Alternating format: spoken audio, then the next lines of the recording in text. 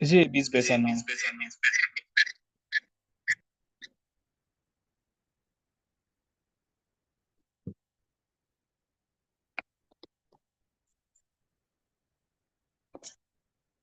All right, welcome to class, everyone. Thank you all for joining.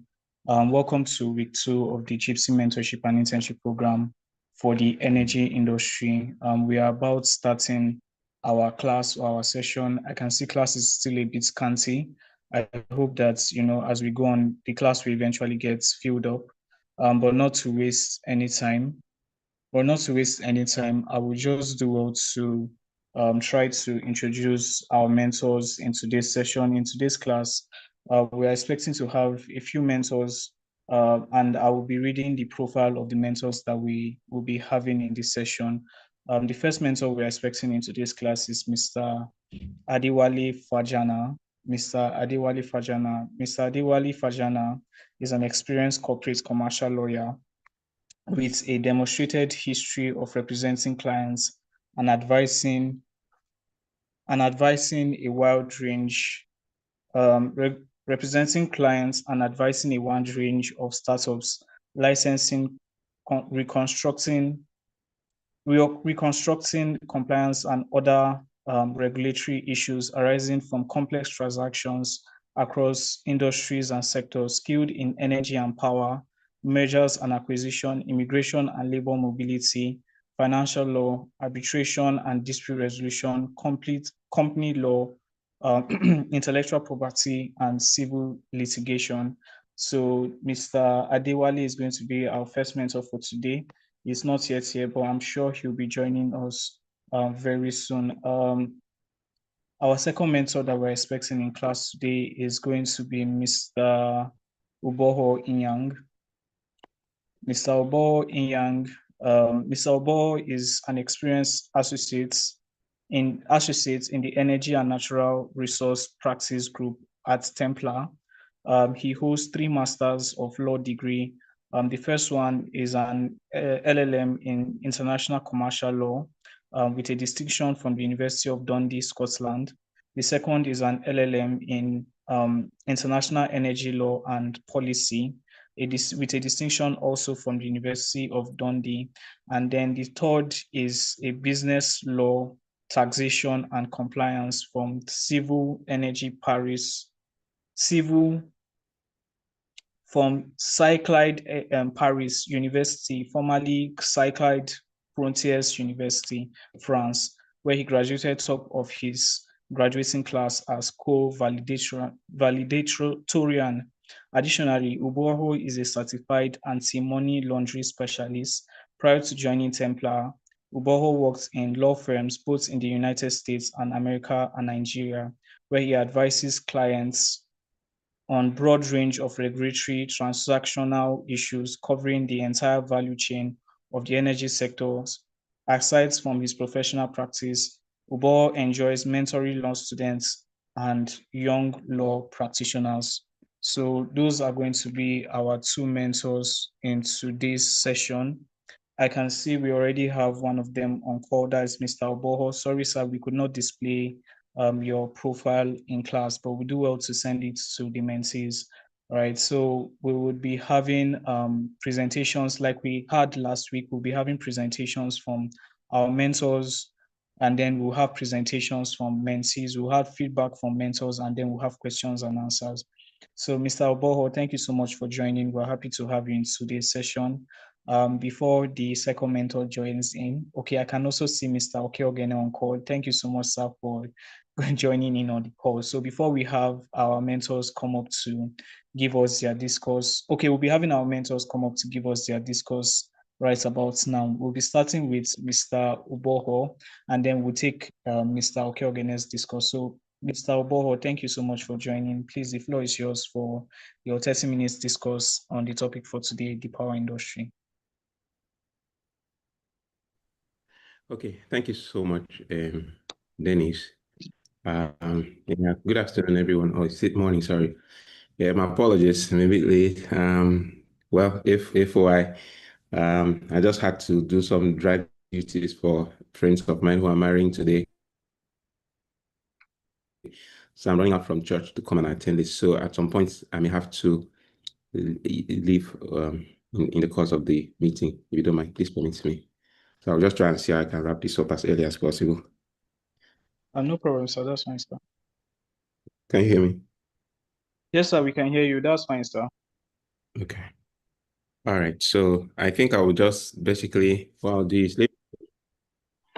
okay, please let me share the slides with you, then, so you can, or let me see if I can actually share it from here.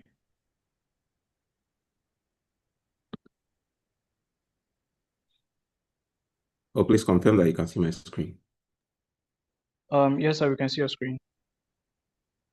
Okay. Great. I thought I had this thing displayed. Give me a second, please.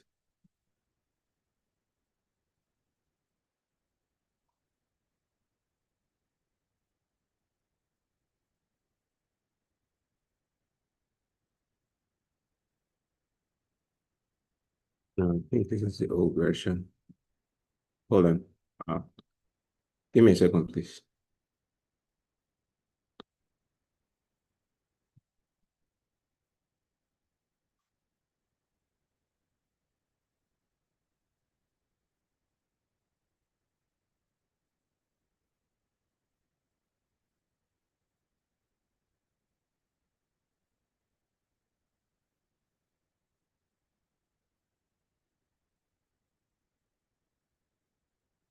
Okay, I guess you can see it now.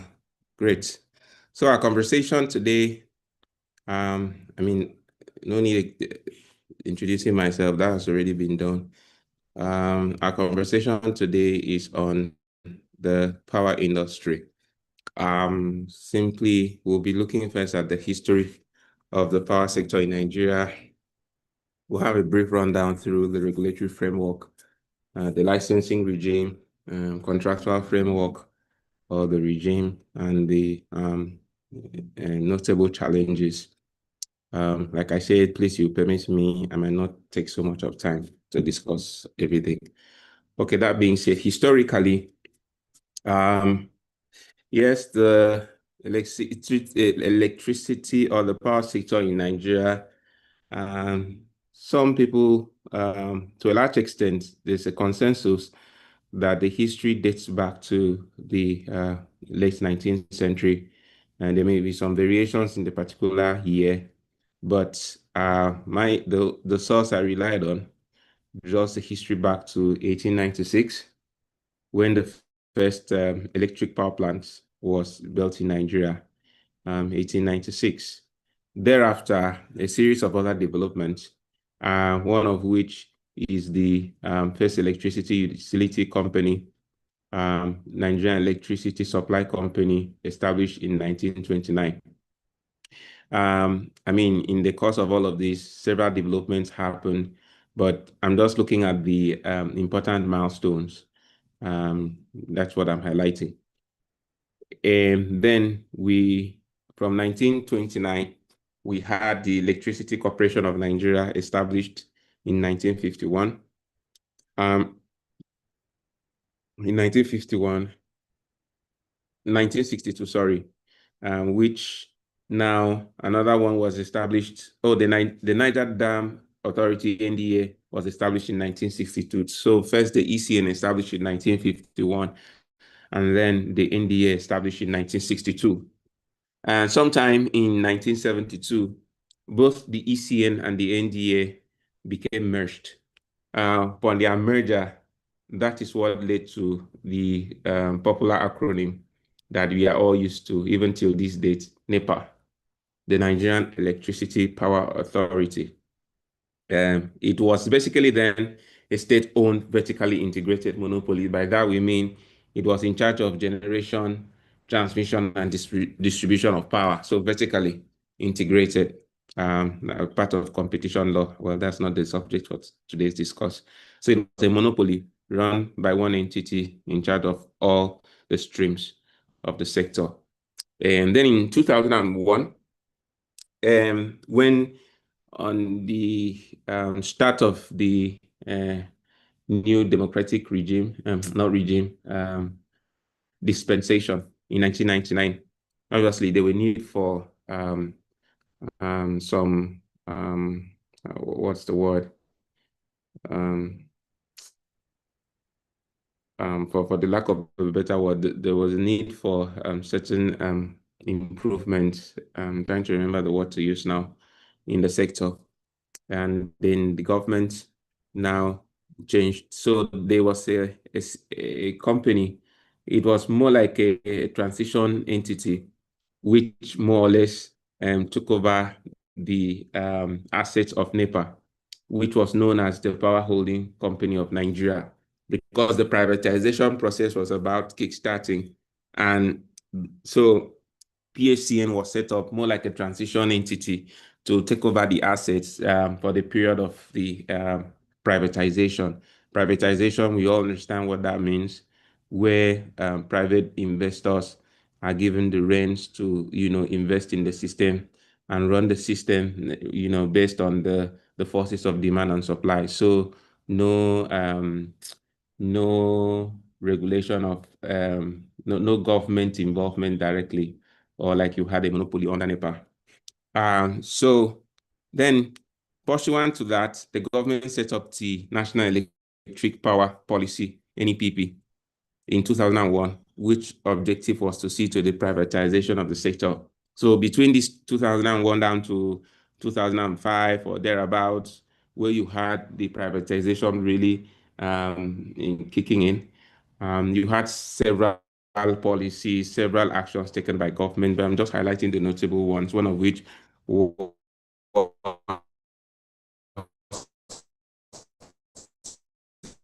the setting up of the Sector Reform Act, EPSRA, which now established the commission known as the Nigerian Electricity Regulatory Commission, NERC, and led to the formation of the, I think there's a mix-up here. Yeah, and led to the formation of the Power Holding Company of Nigeria as a transitional entity with 18 successor companies. So, yeah, so I believe the ESPRA acknowledged the establishment of the Power Holding Company of Nigeria as a transitional entity with 18 successor companies. And then, so the privatization itself happened fully. In fact, I think that process lasted up until 2013 or 2014 or thereabouts, because I can still remember under the Goodluck Jonathan government, there were still talks and conversations about privatization. So this took a whole process, period, lasted for years. I think about 2014, that is when we had the full privatization, like what we have now. So this led to 18 successor companies, discos, distribution companies, Gencos, just to check my numbers. I think, if I'm not mistaken, there are about 11 or so discos, just to check my records. But I will confirm that. And I think about 6 Gencos or something like that. But so now in 2003, there was the need for a reform. The EPSRA needed to, there was need for an improvement in the regulatory framework. So one of which the accommodation of renewable energy in the entire Nigerian electricity supply industry, or the NESI. So government came up with a new law was enacted, which now repealed the erstwhile Electricity Power Sector Reform Act. It is now known as the Electricity Act of 2023. But before that, then bear in mind that there was a constitutional amendment which happened, I think, in 2022 under the government of the late President Buhari.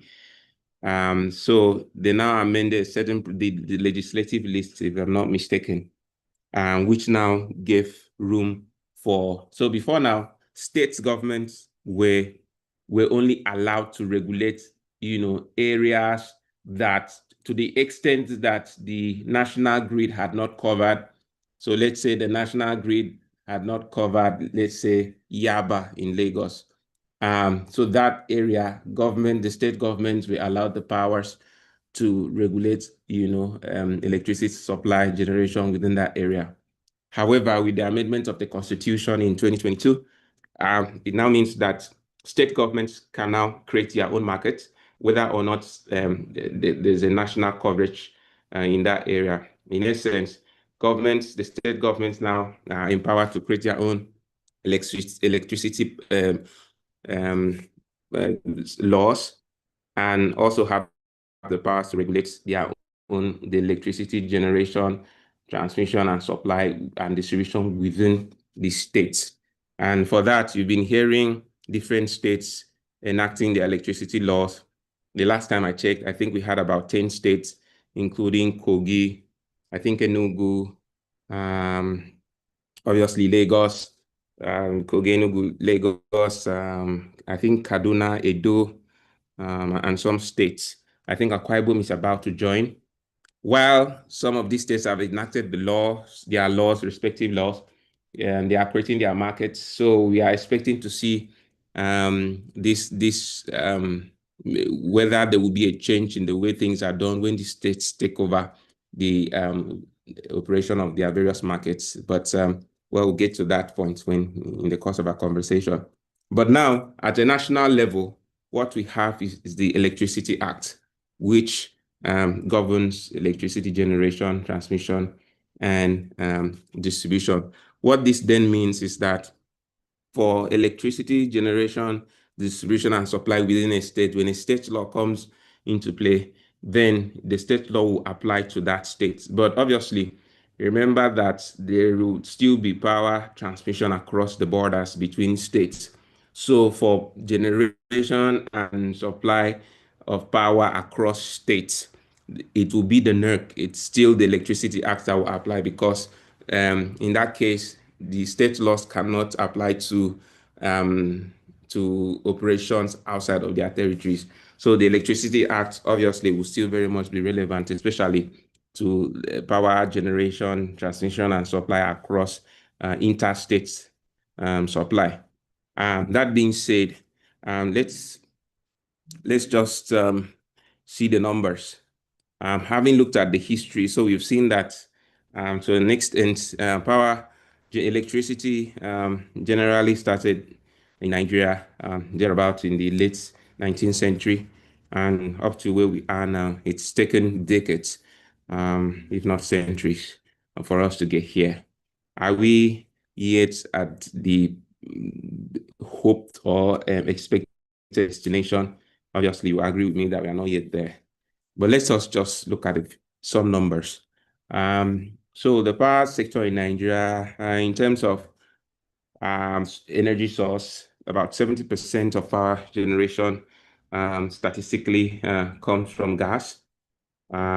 So most of the GENCOs, they fire their plants using gas, 70% of that. Then you have installed capacity, about 14,000 megawatts. What that then means is, yes, we have the installed capacity, but beyond installed capacity, there's another part. So you could see 14,000 and you think, hey, we have so much power. Why then do we keep on saying we don't we only supply around 4,000? So there's a difference. The difference is that while the GENCOs have the capacity to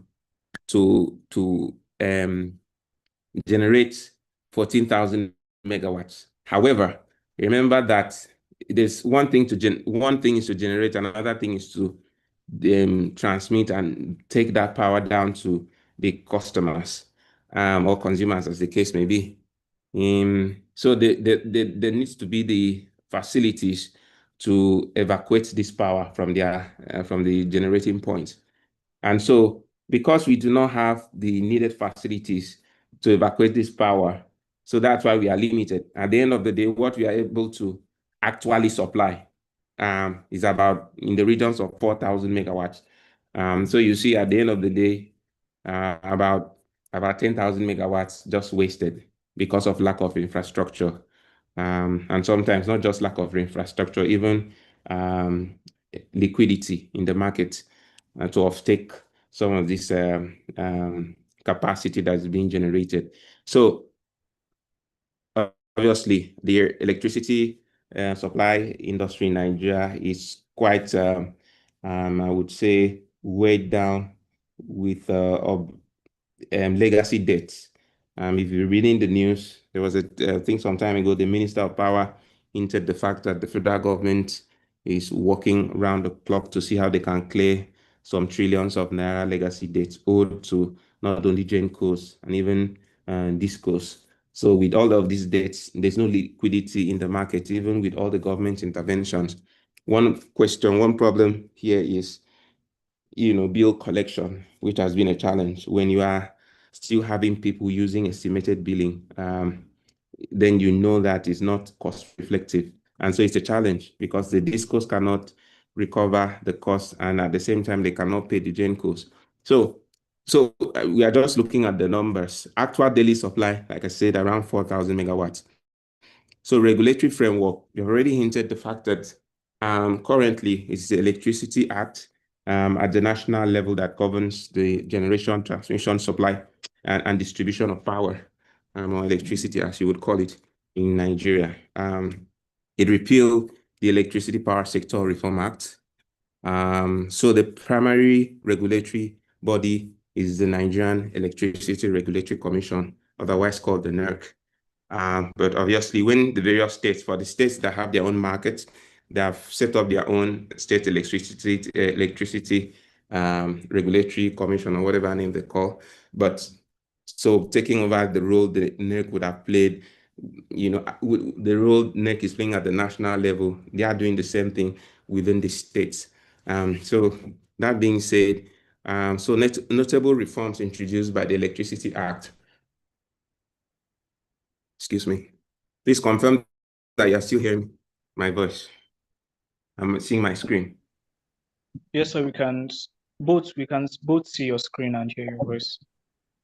Please confirm how many minutes have I got left? So you have about 10 minutes left. Right. Okay. So notable reforms introduced by the Electricity Act. One of the reforms, introduction of a competitive electricity market, in the sense that, so now the market has been thrown open. It's no longer a matter of one father taking care of all the children. That is a centralized system where everything happens in Abuja. And so there was a challenge in terms of administration. But now everyone opened the system to open the floodgates. Different states, you run your show, bring in investors, make the system very competitive. So we are expecting to see that great level of competition even among states, hopefully. So the market is now decentralized to a large extent. Incorporation and licensing of an independent system operator to coordinate market and system operation functions. Yeah, so just to confirm the fact that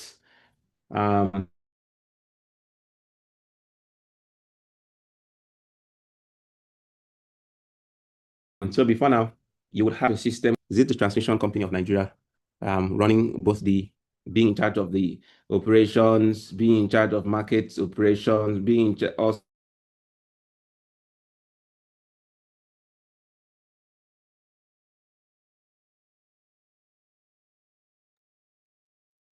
Hello, sir. Sorry, your network is now breaking.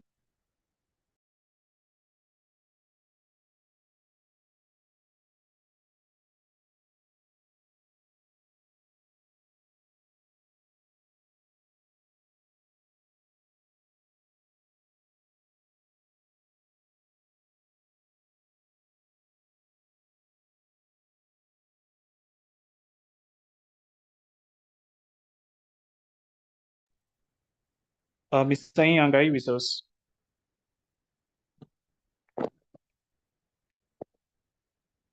Okay, Mr. Yang seems to have been disconnected. We hope that he's able to join us shortly, right? So while we wait for him to come back on board, what we are going to do is, okay, if he's not back on board in a minute, we'll be taking presentations from our other mentors. So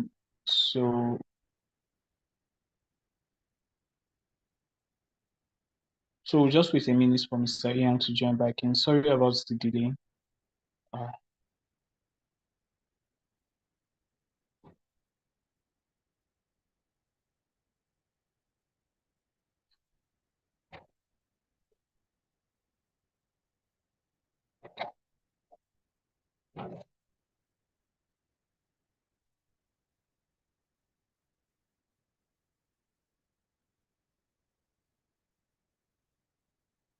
Okay, Mr. Yang, I can see you are back with us. Sorry about, it seems your network went bad. Hello, Mr. Yang, are you with us?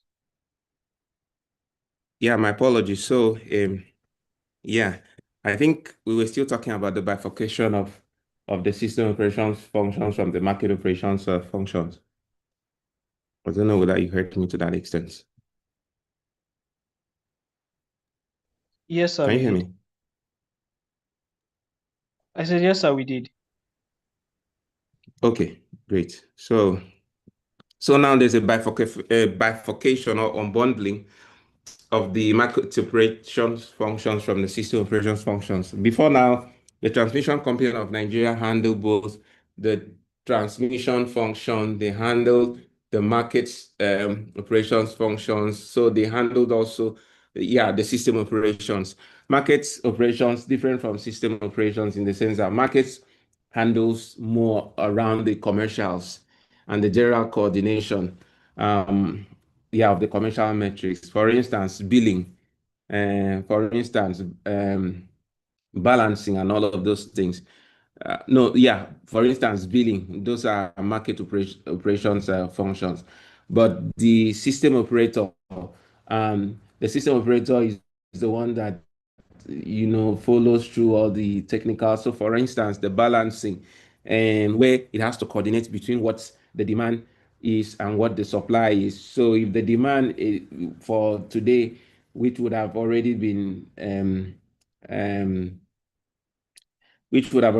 confirmed, maybe let's say for instance 24 hours. So let's say 2000 megawatts has been confirmed to be the demand from the discos.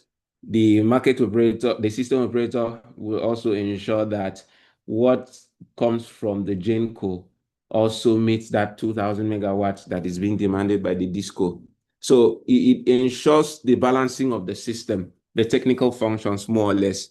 And the TCN also, so now it's been bifurcated.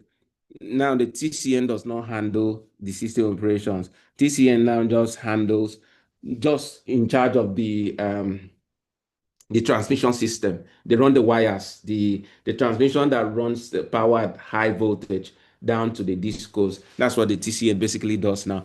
But now the independent system operator has been set up to handle the market operations functions, and the system operation functions. In that sense, they are in charge of the billing. They are the ones that handle the balancing of the system and all of those technical things. But they are no longer they are not the ones in charge of the transmission itself. So this is to make room for efficiency in the system. The independent system operator, I understand, had seen been incorporated. I believe they have already started operations. So another innovation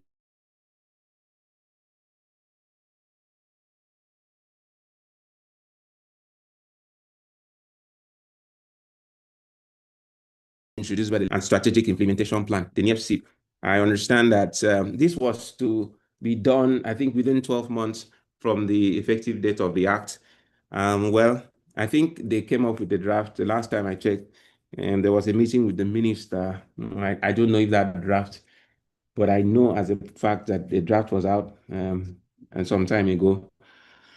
So the JIIPCC is more like the Bible that should provide direction on development in the sector in phases. So projections, long-term plan, short-term plan, and all of those. So it's more like a policy framework or statement. Establishment of the National Hydroelectric Power Producing Areas Development Commission and Fund HYPADEC.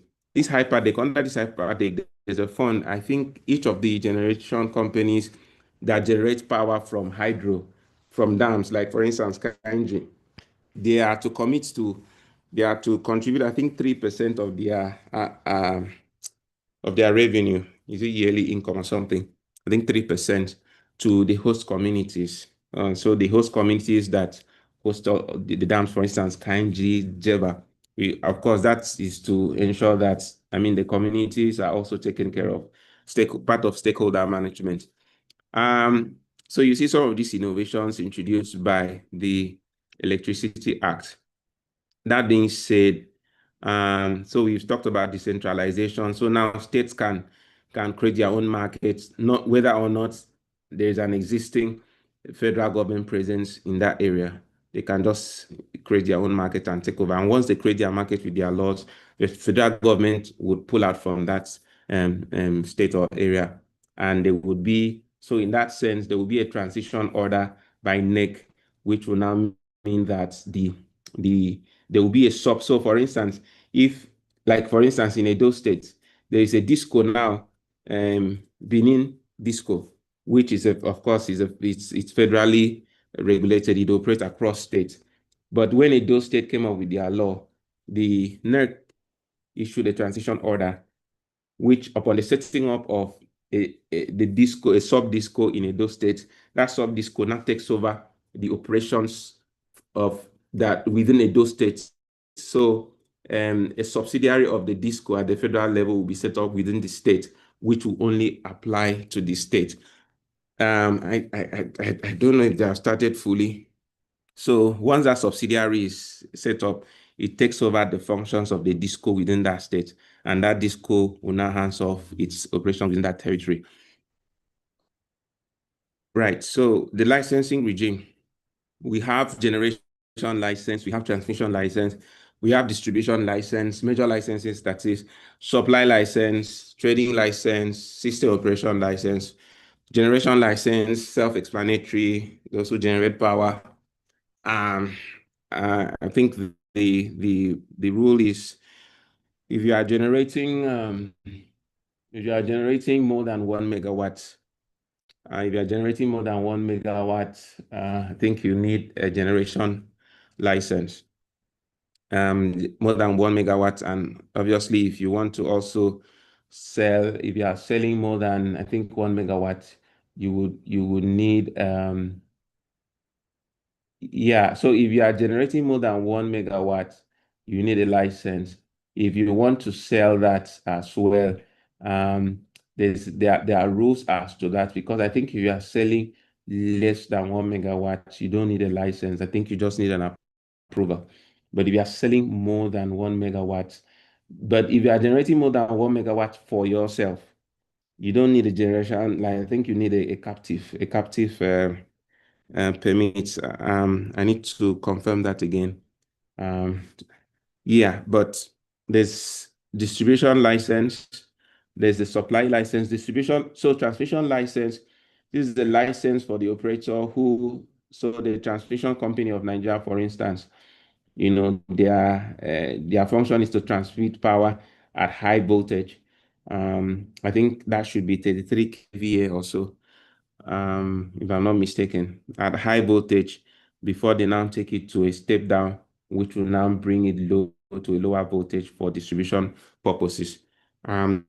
Distribution license, transportation or transmission, not transmission, transportation, is that the word? Of power at lower voltage. Yeah, that is the one that gets to the transformers that now connect to your houses. So transmission of power at lower voltage. Supply license. So the function of a supplier can more or less also be the GENCO, who supplies. Doesn't really need a supplier who comes in between to be the middle person. A trading license, a trader buys to resell. So you buy from GENCO to resell, for instance, to a disco. That's the function of a trading licensee. System operation license, you have already noted that they run the system, could provide functions such as balancing of the system. Not all of these licenses are issued by NEC at the federal level. But remember, if the various states, for states that have their own laws and markets, then their various states electricity regulatory commission or body would handle that. Typical contracts in the power sector, number one, obviously, there's no way you'll be in the power industry without, seeing or working on a power purchase agreement. What is a power purchase agreement? Simple. If you, as a generator, you want to sell your power to a distributor or a what's the word? There's a word for the consumer, a customer that can buy directly from you without necessarily passing through. So you need to use a power purchase agreement, which is the agreement that governs that sale of power from you, the GENCO, to the DISCO or to the consumer, as the case may be. Maybe we'll just look at a few of the clauses, maybe for the power purchase agreement if we have small time. Then we have the gas sale and purchase agreement for a gas-powered or fired plant. Obviously, gas will be the energy source for that plant. the GenCo, you need to contract with the gas supplier or licensee or who produces gas to supply you gas that you use to power your plant. That agreement that will govern that relationship is known as a gas and purchase agreement, GSA, or if you are doing that through the GSCN, the Gas Aggregation Company of Nigeria, then you use a GSAA, that's Gas Sale and Aggregation Agreement. The only difference here is that for the GSAA, the GSCN is involved. That is as the gas aggregator. What do they do? Basically, the gas aggregator in the market. So the power industry is amongst the industries that come under the domestic gas supply, gas demand and supply obligation provisions under the PIA. That's the PI here. We are talking about the Petroleum Industry Act. The idea here is that for key industries, for instance, the power sector, governments try to come up with a policy to ensure that gas is locally supplied, to these industries, so that before we take gas to export gas, we ensure that our local markets, are our local markets are provided with the needed, gas supply. So charity, as they would say, beginning from home. So what happens is that the Gas Aggregation Company of Nigeria, they are that entity that that handles the aggregation. What they do is basically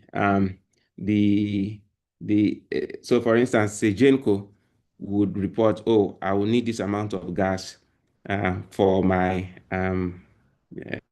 plant. And then the GSCN, obviously, because there are regulations that require that the various licensees, let's say an oil and gas industry that is also producing gas, should also commit they have quotas to supply a particular amount of or volume of gas to the domestic sector.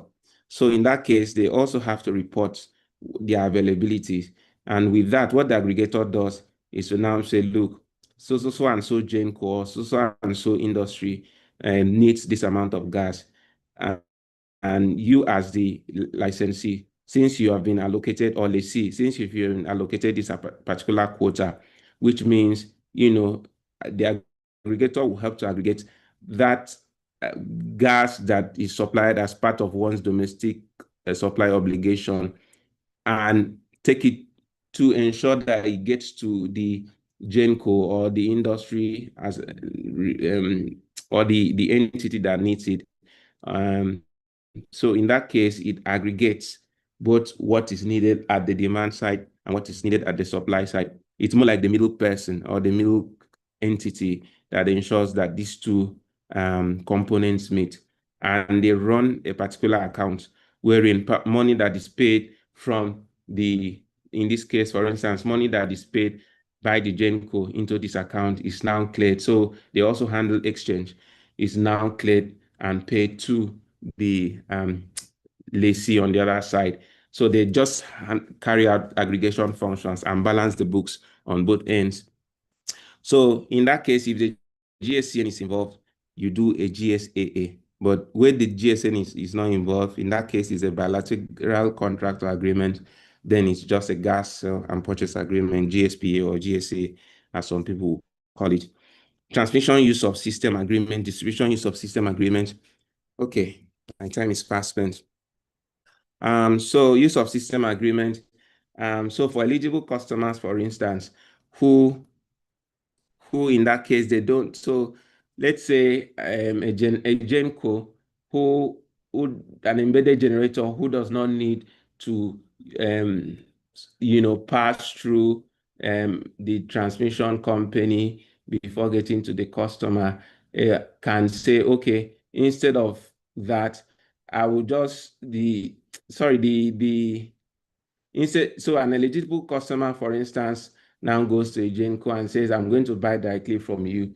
So in that case, instead of buying through a disco, the eligible customer, there's a regulation that qualifies who an eligible customer is. Those customers that buy a certain amount of volume of power that, like, not just for domestic use. For instance, industrial complexes where they need power, in megawatts. They could, I mean, if they meet the threshold, they qualify as eligible customers, they can go to a GenCo and contract directly without passing through a disco. But that power has to pass through their facilities before it gets to the various industries or to the eligible customer.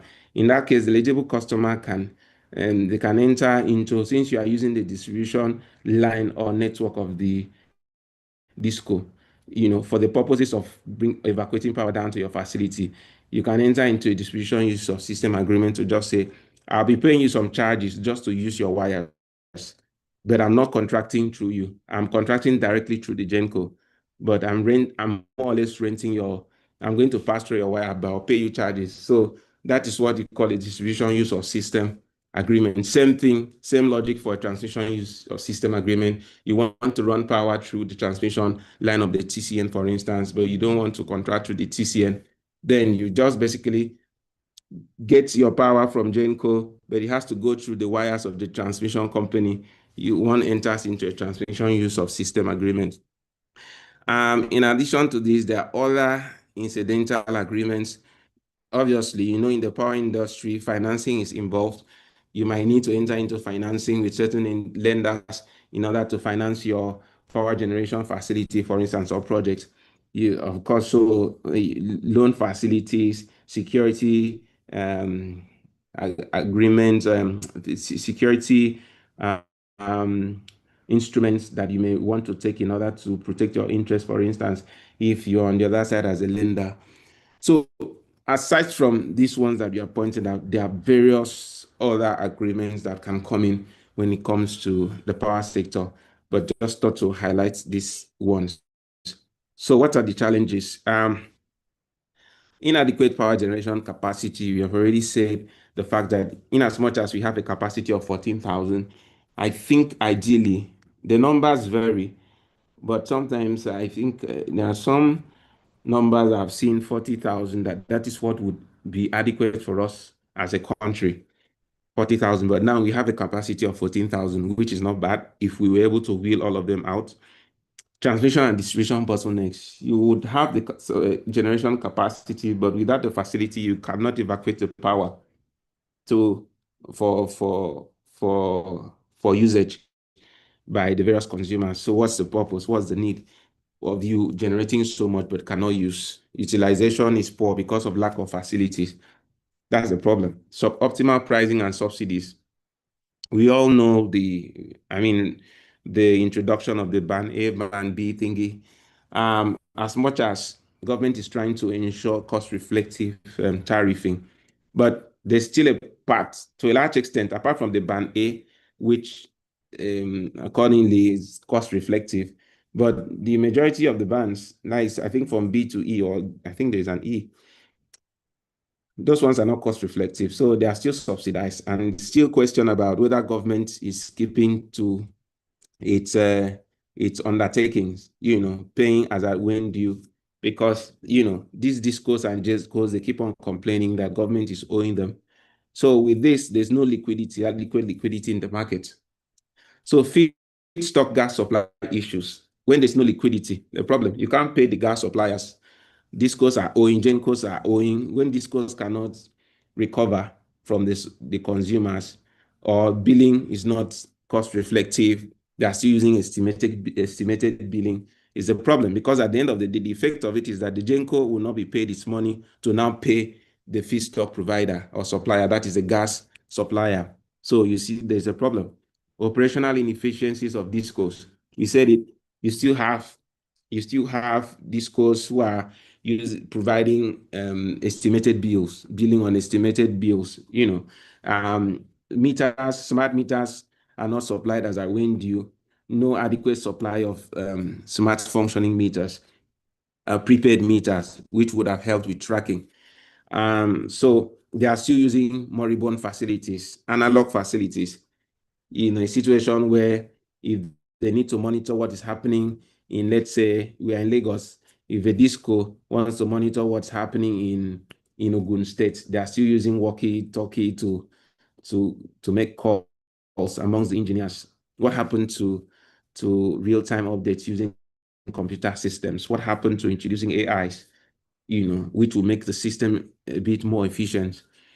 So regulatory uncertainties and policy inconsistencies. Situation where today government comes up with this billing policy, metering policy. At some point we had the maps. I think we had another one, different policies on how to get the metering to the people. This government will come with its own policy. The other government comes with its own policy. So there's inconsistency in the system. In addition to that, with the fact that we are having a decentralized system where states are now having their own state laws, question around implementation.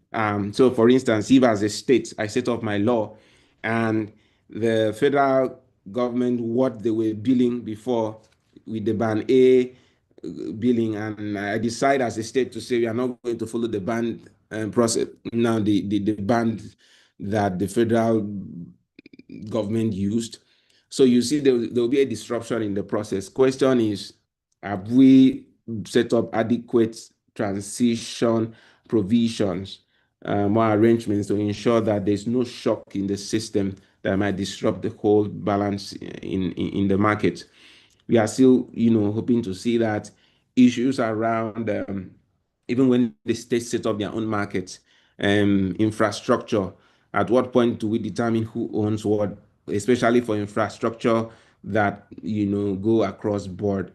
Some of these things, while we are hoping to see a smooth transition, but at the same time, the future would tell whether the decentralization process, the transitioning would be as hitchy as expected.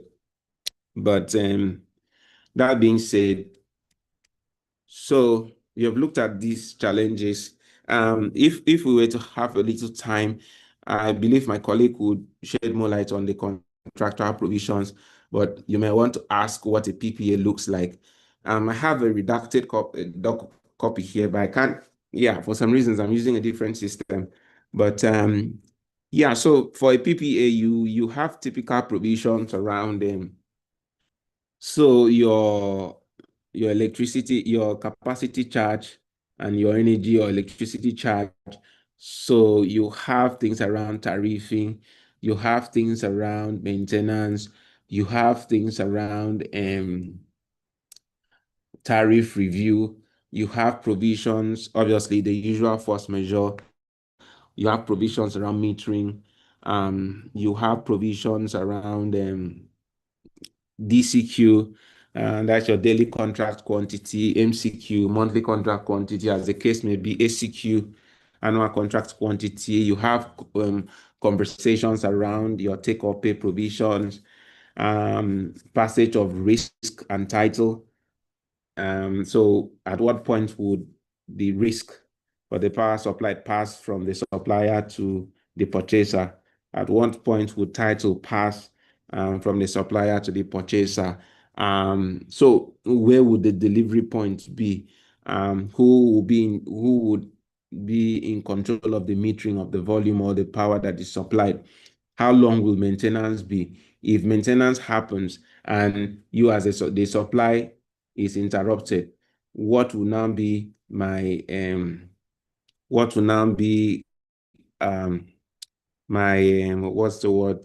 What will be the compensatory provision to sort of compensate me as the purchaser for the period that the power would be that there will be the plant will be out of function. So some of these are the considerations that you would see in a typical power purchase agreement. I mean, all other boilerplate provisions around confidentiality, notices, and all of that. Choice of law, like in a standard contracts. Your force majeure provision, like I already said. Conversations around termination provisions, liability and indemnification, invoicing and settlement, and all of those, and term. So with all of this, I think I should end it here. Thank you for the time. I might not stay to the end of it, but thank you. All right, thank you, Mr. Ian, for everything you shared in class today. We hope that every mentee that was present was able to learn a thing or two from everything that he shared. So we'll be taking questions later. So, Mr. Ignatius, please just kindly hold on. We'll be taking your questions a little bit later. So please, we have Mr. Adewale with us on call. Thank you so much, sir, for joining. Um,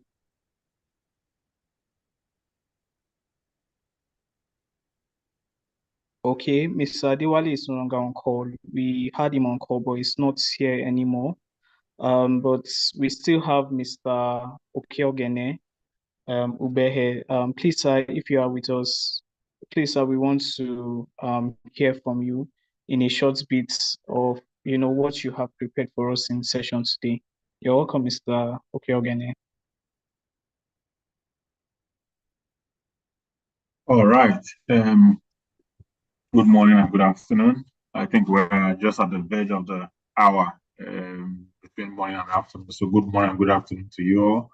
I want to especially thank Oboho Hian for this very explicit presentation.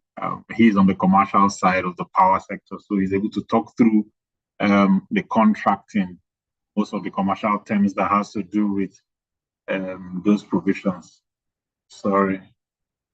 And I found this presentation very, very useful. I'm on the operations side, on the generation side of the power again. And most of the things he said, I found very, very useful. So yeah, so even as mentors, we're also picking it, so especially when we're not core subject matter experts. So for me, apologies, this particular power generation, I didn't used to be a part of it in the past. So my slides have not been fully completed, but I'll talk through a few things that has to do with the generation of the area where I would consider myself a subject matter expert. I believe it's a very, very important conversation because the young lawyers or the young engineers or whoever we are on the call, we will need to align and deal with the power issue that we have in Nigeria. This is a major issue that is hampering, if that's a word, or denying us from that title of being called a developed country, right? Because power is a huge part of every nation, and it forms that backbone with which the economy will thrive, with which development will thrive, with which industrialization will thrive, in which healthcare will thrive, and which every part of the economy will thrive. So when you don't have something as basic as power is, you find out that you fall short of what's the expectations of the development that you have sent. So I'll run through a few of the things I've presented or I've prepared today. A few of them will still touch on some of the things that Oboyang has talked about, but others, again, just to give us a general overview. And I know we have a mixed crowd of both lawyers and other professions here. So again, while Oboho has done what he ought to do by himself to, deep dive on the legal side, I will just give more or less a general framework again, and touching about some of the history, maybe a few parts of what he missed out, and a few other conversations. I hope the mentees will find this very useful. So the power industry, again, basically has to do with electricity generation, transmission, and distribution. We've talked about that, and generally regulation of this industry. And this, like I mentioned before, is the backbone of the modern economy that we find ourselves, because the electricity is quite important to power industries, to power homes, healthcare as well, to ensure that we're living, education, and every sector that we find ourselves. And for Nigeria, reliable electricity is something that has been far-fetched from as much as I can remember, right? From the different dispensations we've had that managed electricity. And Oboyang went ahead again to talk about what happened in the 19th centuries of how power generation came to be, the first dams we had, power generations. And I think this history is quite important, especially for our legal folks on the call, because you need to understand the past for you to understand how we got here, into the contracts that he spoke about already, into the different commercial frameworks that are being used to manage power, because that is the nerve center again when generation and transmission happen again, dealing with the commercial of how the revenue can be collected to pay for these services has been a major bottleneck where the federal government has to come in and begin to manage how payments is happening to subsidize, as the case may be. Stable power is what we need in this country, and we must do what we can to ensure that we're having there. A lot of progress has happened. We've gone from 3 megawatt to 4 megawatt to as much as what we have today, almost 14,000 megawatts, and that is a huge progress. But a lot can still happen as we are going ahead, and I think those are the conversations will happen here, and we believe that the mentees will also make their own suggestion or come up with their own solutions even when you are making your presentations. In terms of evolution of Nigerian electricity, we've gone from pre-independence, and I think we talked about that already, and also to the post-independence where we are. A lot has happened. I will try to skip all those conversations so I don't repeat again, but you've heard the conversations around Nigerian electricity supply company, and I was there in the early era, and then that gave way to Nigeria Electric Power Authority. Any of the mentees remember Nigeria Electric Power Authority? Any of the mentees? We have Nigeria Electric Power Authority. Does anybody know what that means from the mentee side? I don't want to cut you short, but Nigeria Electric Power Authority, does anybody, you can unmute and have a conversation. Anybody who knows what Nigeria Electric Power Authority is?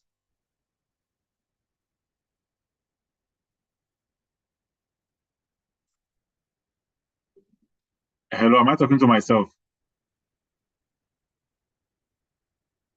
We can hear you, sir. But for the mentees, please, excellent. everyone have an idea. Please, you can go ahead and speak up. Feel free to speak up if you do. Good morning, sir. Good morning. Okay. As far as I know, the Nigerian Electric Power Authority, I believe you said, is NEPA, as we all know it colloquially. So it was the primary body responsible for the regulation of the power industry in Nigeria up until privatization, and then this new act as well has introduced other bodies. Thank you. Yes. Excellent. Area, thank you very much for that conversation. I see Marvelous must be a compliant. She raised her hand already. So Marvelous, let's have you. Your hand is up. Just let me hear what you have to say. Okay. Good afternoon, sir. I just want to add to what my fellow mentee mentioned about Nigeria Power Authority, that is NEPA. So, like he correctly pointed out, I want to just add that it is the defunct government arm that was responsible for distribution of power across Nigeria before, if I'm correct, before Nigeria transited to Power Holding Company of Nigeria. After that, it then transited to privatization of power industry. So that is just what I want to add. Thank you, sir. Excellent. Area and Marvelous, very good job you have done again to elicit us and to put us through what it is. I just had this conversation to make sure that we are not sleeping, right? We've not heard anyone the mentees talk for quite a while. We're talking, just be sure you guys are there. And NEPA was a legend, right? NEPA was a legend. I must tell you that the NEPA system, I mean, in our own days, when power comes, there's power outage and the power, NEPA, and yes, as funny as it may seem, right, it was a dysfunctionality in our system, but we were celebrating it at that time. And that's though we're still not using those areas, those conversations are not happening now. We might not be saying that again, but that reminds us already of the history of our power generation, right? And the generations to come will always hear that, because you see it on memes, you see it in different areas where this is being mentioned, and that goes away to talk about how power has been managed in this country for so long, and there's a lot of improvement that we expect in this area. And as young lawyers, as we come up, we expect that newer ideas will come up as we go ahead in dealing with all this. Okay, all right. So again, beyond NEPA, again, we've gone through power reforms that came up in dealing with conversation. I think Ian has talked about that already, but these are some of the things we need to know. That even as we had NEPA and the inefficiencies of those, the government when we had a democratic regime coming, there was need for us to improve on what NEPA had done, and PHCN came in at that point as a transition body to manage the power holding or power infrastructure as at that time, where several other private sector players now came in to deal with. That's where we now began to have the likes of GENCOs, TCN, and DISCOs. I don't want to bore you all to repeat again some of the things that I've talked about, because Obayan talked about the GENCOs, Transmission Commission of Nigeria, also the DISCO and IPP regulators again.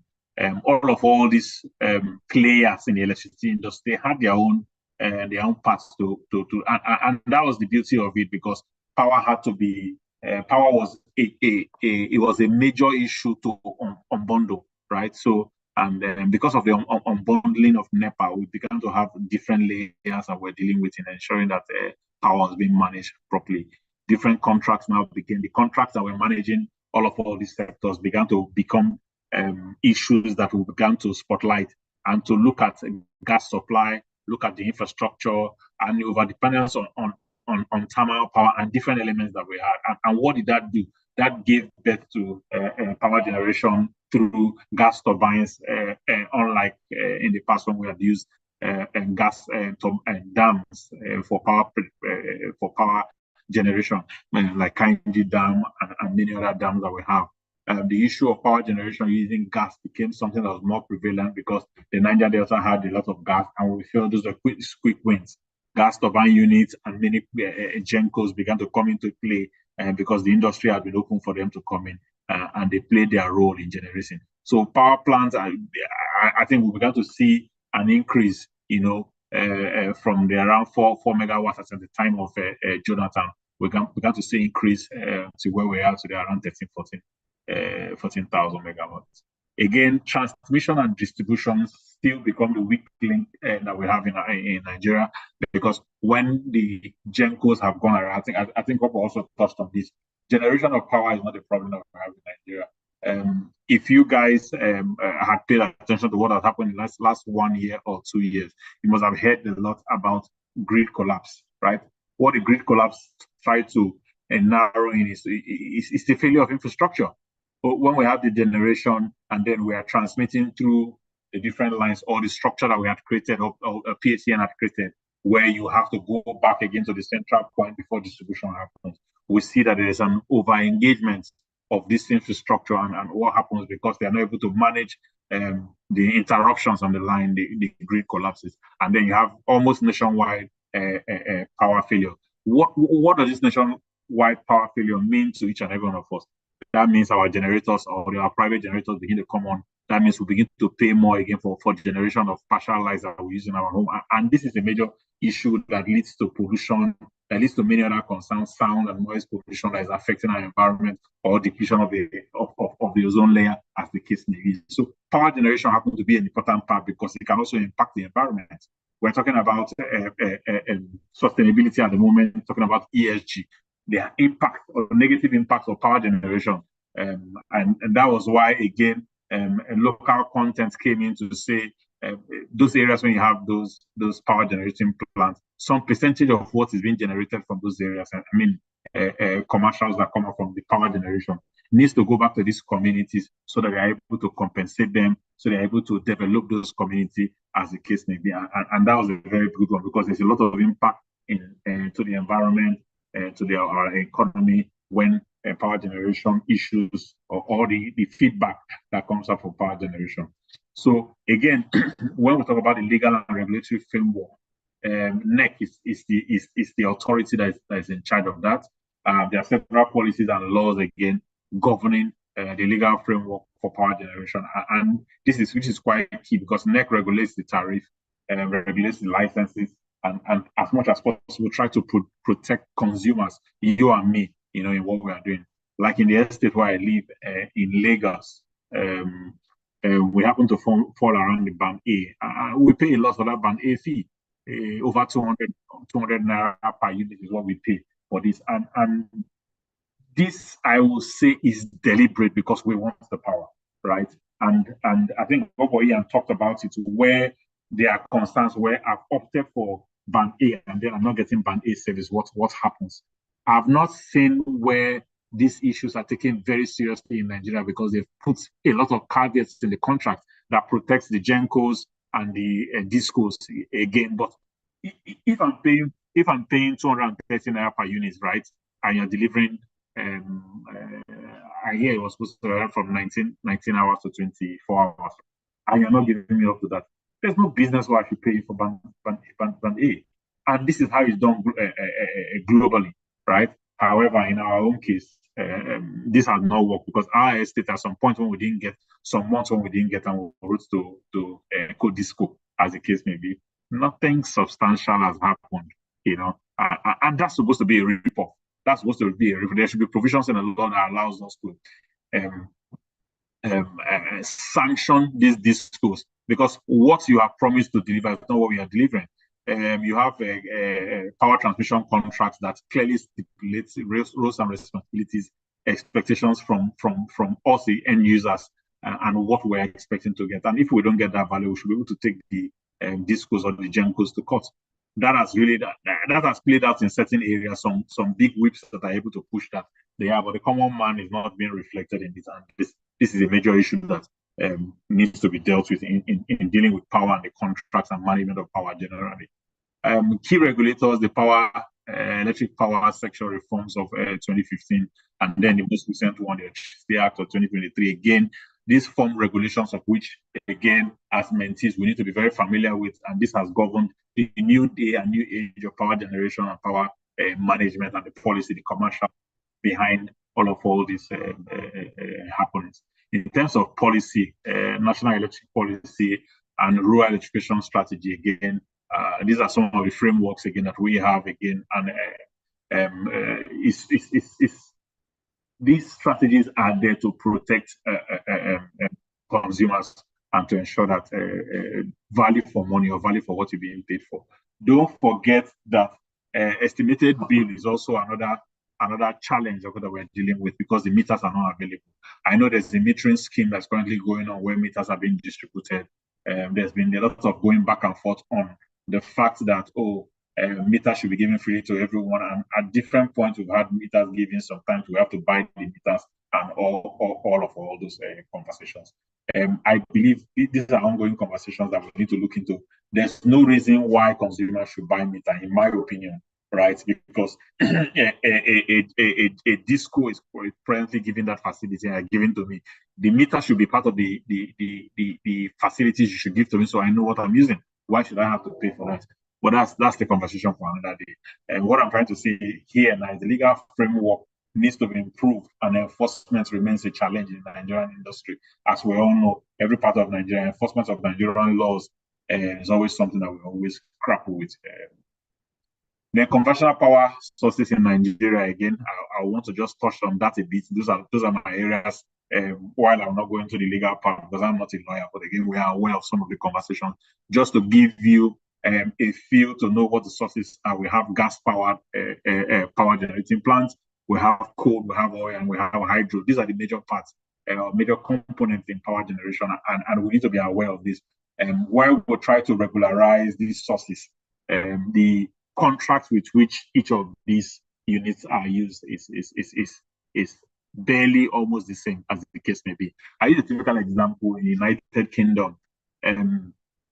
There is an energy company called OVO Energy, right? And OVO Energy, what OVO Energy does, they try to use wind power to generate power, and then they give premium services, meaning that they give power at very, very subsidized rates because of where it's called, and government helps to subsidize power from renewable sources, as the case may be, because wind is a renewable source. And what that does, it gives you carbon credits. It gives you a few things that you can use to buy because you are using energy from renewable sources, right? Less of carbon, your damage on the environment is less. You get extra points. And other coal-powered units, like you're aware, due to COVID and all that, where most of the power plants that were shut down for coal came back again. Some of the customers that are using some of those more carbon-based units, they don't get some of those provisions, and they are getting a lot of sanctions, especially the company that manages. But again, all these generation units that were shut down came back to park because there was a collapse in power generation, and the batteries that were used again to power these units began to fail. So again, it's not only in Nigeria that you're having some of these power challenges. These power challenges are almost everywhere in the world. And using radioactive power supply, from what I hear, is one of the most reliable. And that's why you see some of these West African countries are looking to get into Russia, get Russia to come in and use some of these power plants that are made from radioactive sources. Again, just so that you are aware, there's not only gas or hydro, we have coal and we have oil also. Like you're aware, some of the generators we use in our house, they are run from diesel. Diesel is a byproduct of crude. Non-conventional power options, again, is good. We know about solar, wind, biomass, and nuclear. As I mentioned, these are other sources that we can also, infuse into our own power system generally, and we should be aware of it as we go ahead. Solar is gaining a lot of wind. The Chinese are bringing a lot of them into Nigeria to support more green initiatives, because most of the generators we have, they are really damaging our environment, and a lot of people are embracing this. However, managing the batteries that come with this unit is also a big challenge that we are managing. Wind potential in coastal areas in Nigeria. In the north, we have wind farms that are running, biomass being used in different areas, and Nigeria has also begun conversation on nuclear, how we can also get. But again, there are a lot of concerns about the safety and all that. Energy transition and climate goals, right? Part of what we want to achieve, even as part of the energy and power generation, is a net zero commitment, right? And impact on power sector. Power sector, again, is looking at how can we better generate power with net zero commitment or less impact on the environment. And these are some of the conversations in those contracts that we're having, or those conversations will happen. These are some of the things that are cropping up now and then. And there are a lot of financial requirements to upgrade our system. Most of the system we use, according to the way Oboho puts it, analog systems in our power generation. And we need to wake up and get them out. If you are aware of the new power distribution systems or companies that are coming back, a lot of them use AI, a lot of them use digital technology, and it's really doing very well. There's one in Ogun State, I can't remember the name at the moment. I think they won the award for last year as one of the best Gencos. And these are the kind of things that we want to see. And beyond just doing well, the revenues they are also getting satisfaction for their customers are quite remarkable. And these are the kind of giant leaps we want to see in the Nigerian generation sector. Use of renewable and gas are seen to help in the transition as transition fuel. Energy transition also brings investment from various forms. There are a lot of foreign direct investment coming in power area, like you heard before. The likes of Elon Musk, the likes of Jeff Bezos, they're all interested in power generation in Nigeria.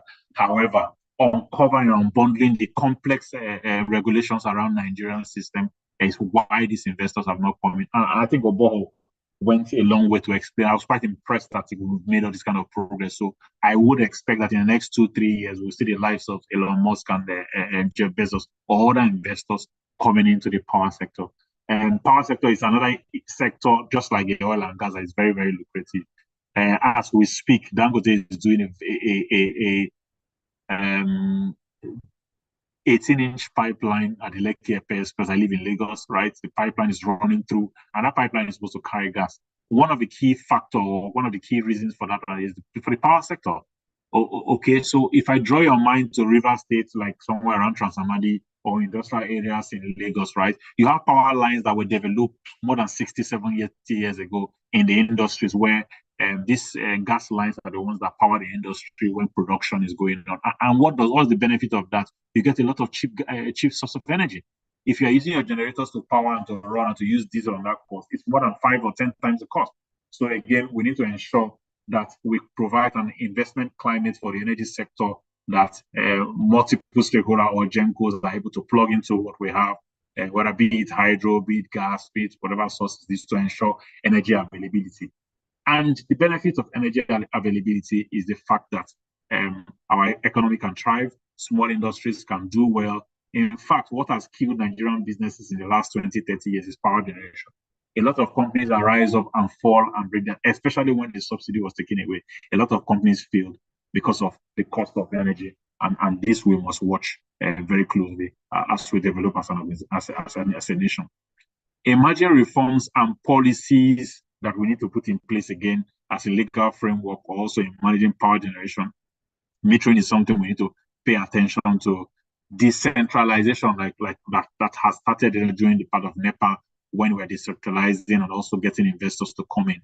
Again, implementation of the Electricity Act of 2023 to ensure that every element of it begins to, be focused into. Again, this will give private sector the allowance to come in, or the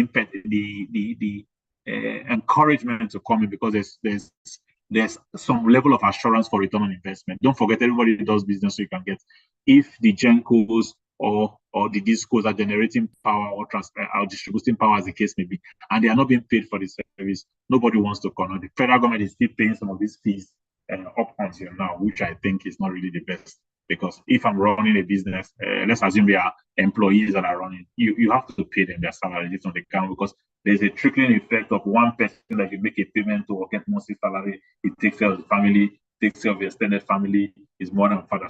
So again, that's trickling effect of ensuring that values or bills are paid.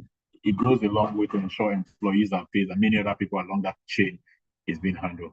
So Lagos and Kano, again, are major areas where power generation is very key. And we've seen pilots of mini-grids success in these areas. Lagos has done very well in piloting the mini-grid system that we talk about. Other areas, again, that lawyers need to be very, very keen about, again, in the power sector, development of contracts. I'm happy Oboyan talked about this very, very he took his time to talk about it, and I think these are areas where lawyers can really develop their knack and put your niche in them. Contract development and commercial, I think, is very well. Obo is very quite good in that. I picked that from some of the things he has said. Contracting in the power sector is a very big area where young lawyers can do very well. So can pay attention to those areas. Compliance also is another area, very closely knitted to the contract parts. And then policies. I spent the last part of the last 2 weeks spending time with policymakers in the UK, in the power sector, in the oil and gas sector, in the University of Dundee, right? It's a department called the Department of Economics and Policy Development. And they are very, very interested in the Nigerian policy framework when it comes to energy. And what they try to do, because as a university, they don't want to be seen as a profit-generating department, as the case may be. They are very, very interested in influencing policies that will allow for better management of our resources and also the power generation. So they are working with a lot of their alumni and a lot of Nigerian agencies to ensure that both the power sector, the oil and gas sector, and sector reforms that require to be in place and policies, is being looked through, and they are advocating for a balance of investor confidence and customer protection in dealing with our power industry and oil and gas. And these are areas that the young steaming lawyers need to pay attention to. So in terms of way forward, some of the challenges are what we need to do. There needs to be building of capacity and strengthening our institutions, which is one of the things that we have faced in Nigeria. How do we strengthen our institutions to ensure we go from analog to digital? Because there needs to be accountability. What artificial intelligence, what AI, what digitalization has done is that it creates blueprints, it creates traces for every transaction, everything that happens. If there's a transmission from generation to transmission to gencos to distribution and also to consumption, the meters will tell you what somebody has used. And that is why we need to build capacity. We need to create systems that work. So that's a very, very important part. As part of when we're making our suggestions in terms of policy making, in terms of compliance and policy making, right? We also need to talk about capacity building for Nigerian institutions, the GENCOs, NEC, TCN, and DISCOs, right? It's quite important that we pay attention to those areas. Investing in renewable energy or more or less carbon footprint energy sources. I think that's also another one that is being emphasized. And what that does in our system, that it gives us ability to stay at the same par with most foreign organizations, and also to challenge or to measure ourselves up with what is being done in the foreign one. However, that doesn't mean that we'll not use our resources because we're trying to please them. Then exploring digital tools, smart grids, prepaid meters, and all the kind of solutions that we have that can validate what is being used. I mean, a customer should not be suffering when he's or is not able to trace the bills, match what his consumption against what he's paying, and those kind of initiatives need to be in place to strengthen our institution and also ensure embrace innovation. Then, most importantly, I was talked about private-public collaboration in ensuring power generation happens at the time where they need to happen and also at the fee. Because I personally believe that the band A fees that we're paying even in Nigeria is very high. We have the gas, we have the equipment, we have what it takes. Why should we pay that much? In countries that don't have gas, that we have to pipe gas, so they don't pay as much as we can. Well, maybe in foreign currency they do, but coming back home, because of the fact that we are generators of this, we should be able to get power at a lower rate for us. And what that does for us, it empowers the economy. Let's give a typical example where we can all understand. For small businesses, tailor shops, barber shops, and co. When you give them rates that are not able to pay, you feel they will pass those bills to the customers. Let's assume somewhere that is in band C is now moved to band A barber shop or a hairdressing salon and all that, and they are using that energy. You find out that their fees will be higher than their contemporaries because they are paying higher. That impacts you, the customers that are going there to take this service. So there's a triple effect. When we get things right in the power sectors and get the right fee and the right cost for our power, the right infrastructure, the right contracts in place, the right structure that will manage our power generation, you find that it's going to trickle down to a better economy, more empowered people, and then also a robust economy for Nigeria to grow. So that will be all I want to pass today, and I hope the mentees are able to pick a thing or two from my listen. Apologies, I didn't share my slide. I'm still working on it to ensure that for the next course I will have it ready and share with you. Williams, thank you very much. Thank you. All right, thank you so much, Mr. Okeogene, for sharing your thoughts with us in today's class. We really do appreciate your presence and everything that you shared with us. So sorry about the raising voice. Please, we would like to have presentations from our mentees. We would like to have presentations from the mentees. So please, group 1 and group 2, get ready for your presentations. Can we have presentations from group 1? The group presenter for group 1, please kindly do well to share your screen and start your presentation. You have 10 minutes for your presentation. Let's try to stick to time so that we can take feedback from the mentors and then take questions and still try as much as possible to keep to time. So presenter for group 1, please, you can go ahead and start your presentation. All right, good afternoon, everyone. Good afternoon, Mr. Bello. Yeah. Please give me a minute to share my screen.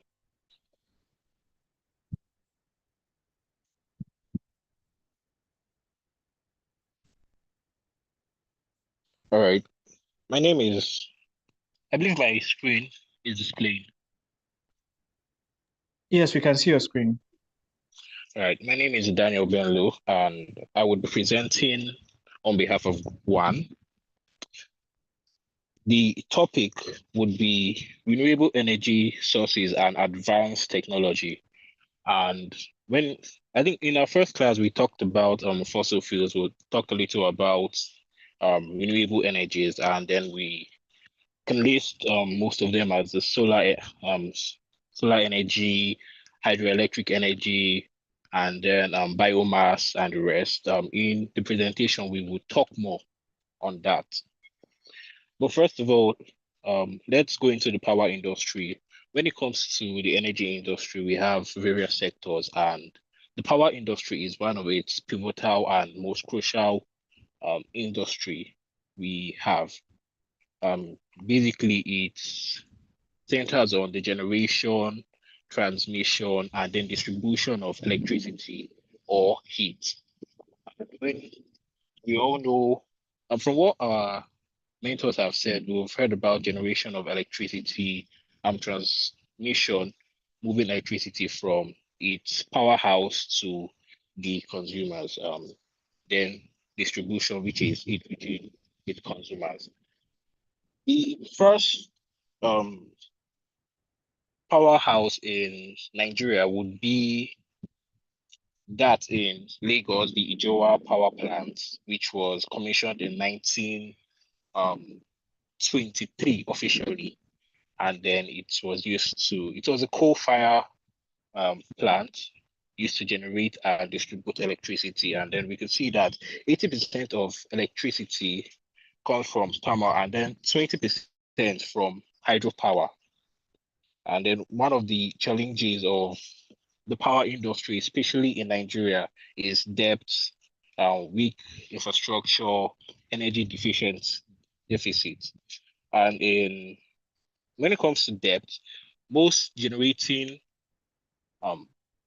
companies fall into debt just to generate electricity.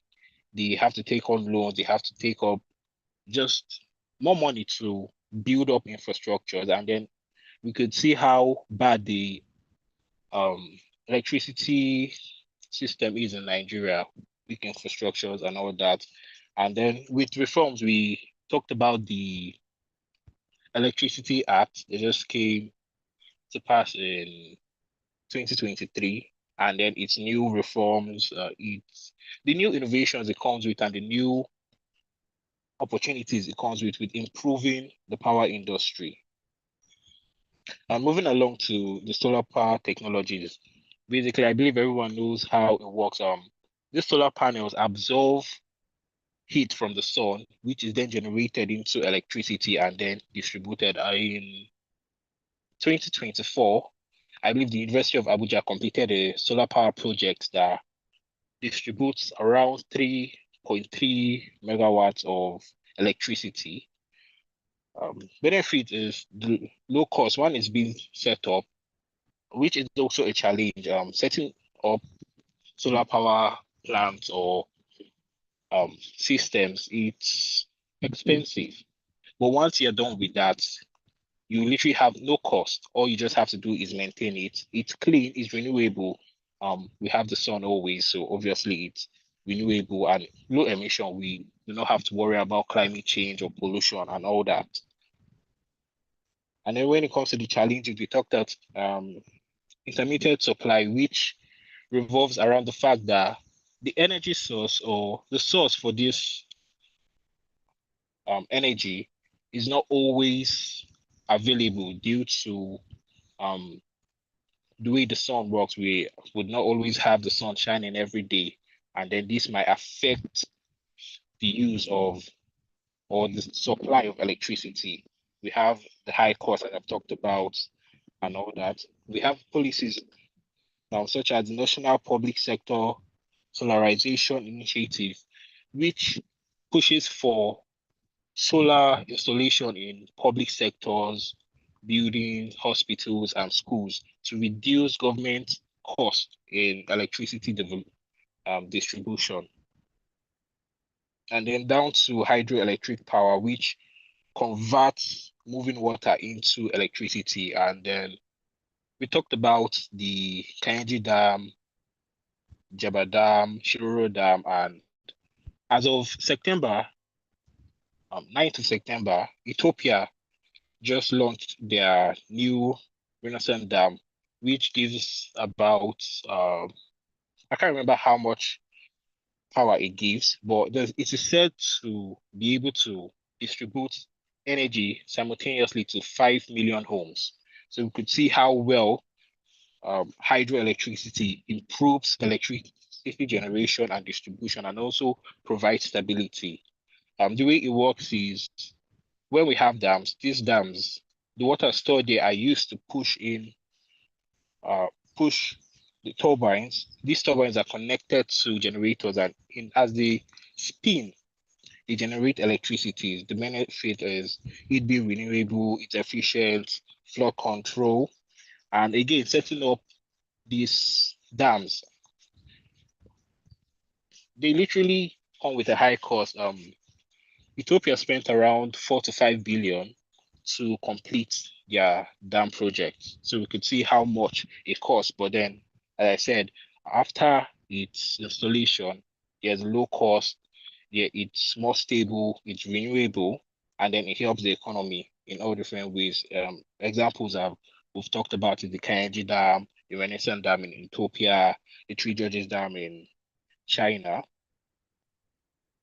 And then we talk about biomass and bioenergy solution. Basically, biomass refers to organic matter or waste, such as plant waste, woods, animals, and all that. These materials are being gathered, and then most times they are burnt to produce heat or produce gases, which are in then used to generate electricity. The processes, as we've said here, combustion, gasification, where these waste products are being burnt, and then the gases gotten from them are used to as hot air to spin turbines connected to generators that produce electricity. We have the pyrolysis.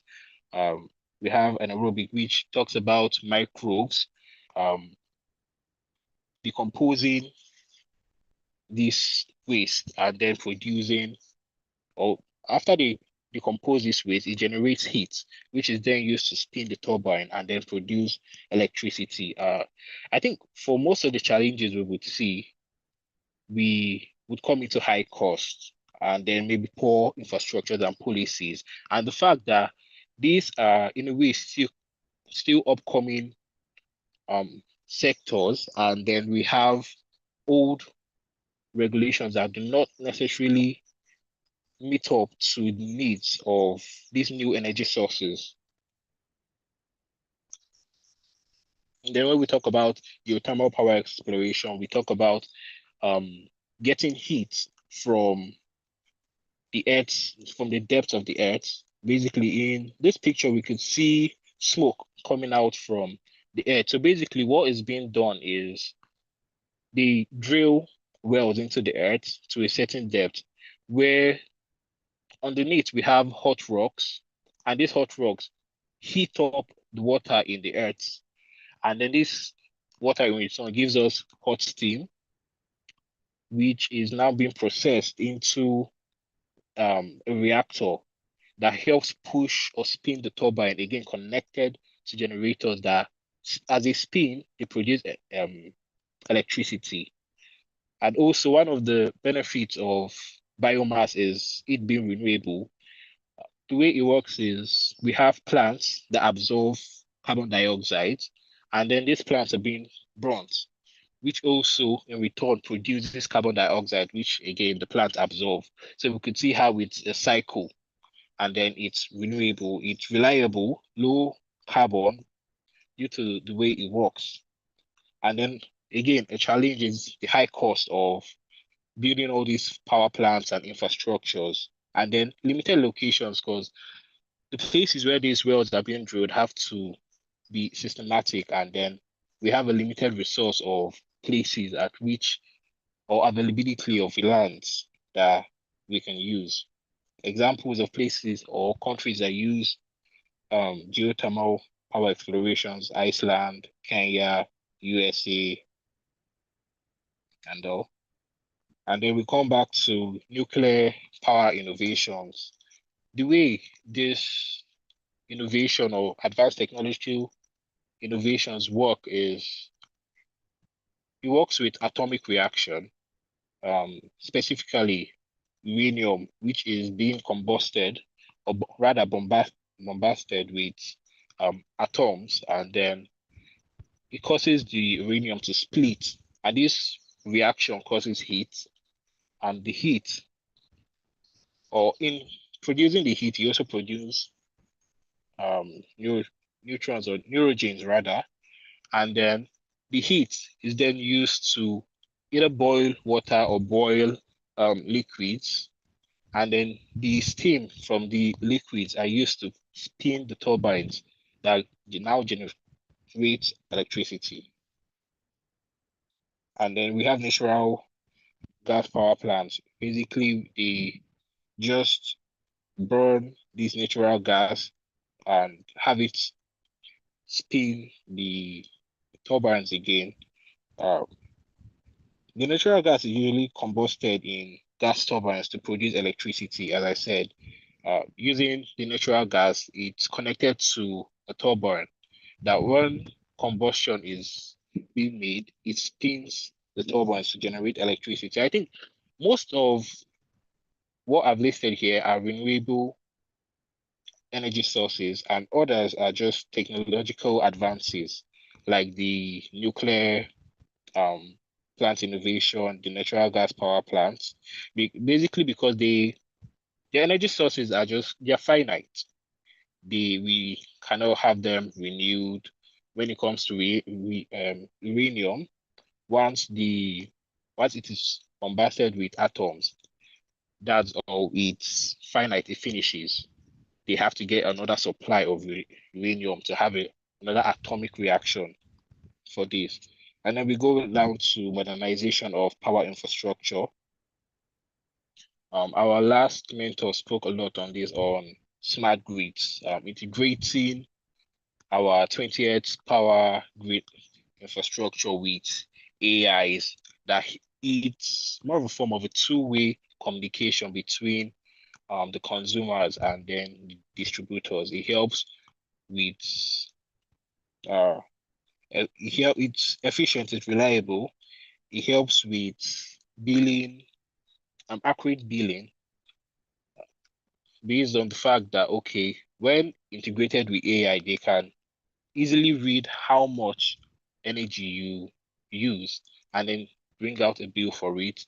It helps with theft. It helps prevent theft.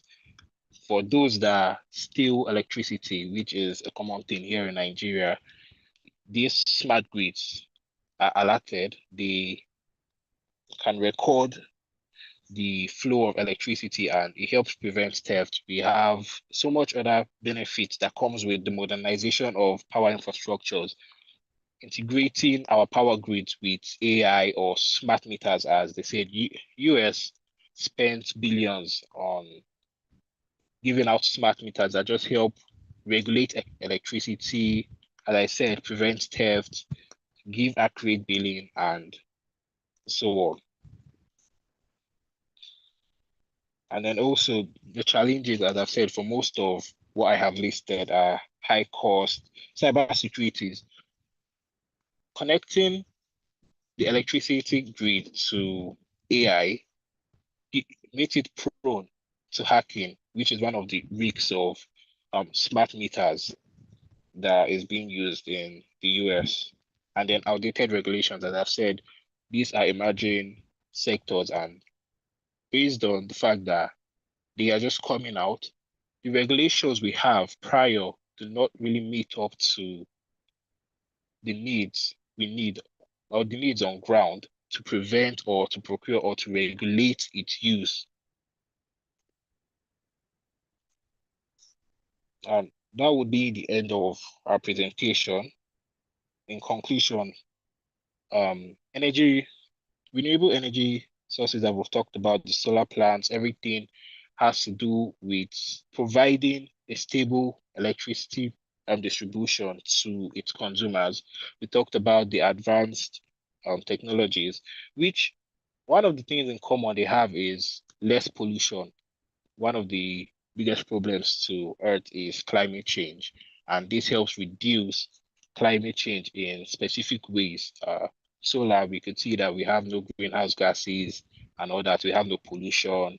Hydroelectric power plants, we have no greenhouse gases. We have no pollution.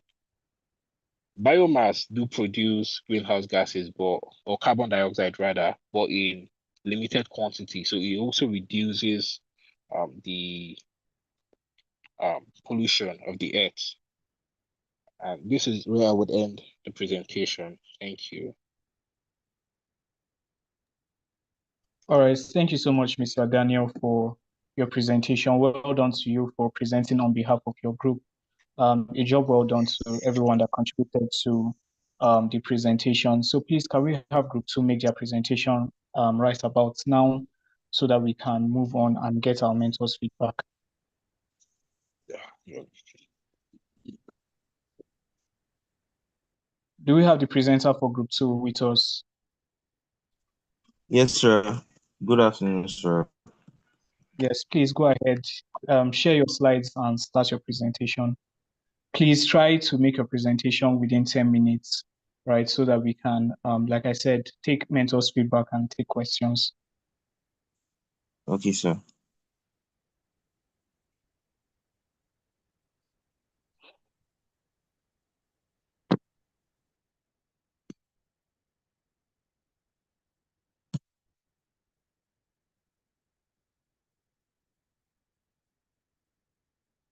Sir, can you see my screen now? Yeah, we can see your screen.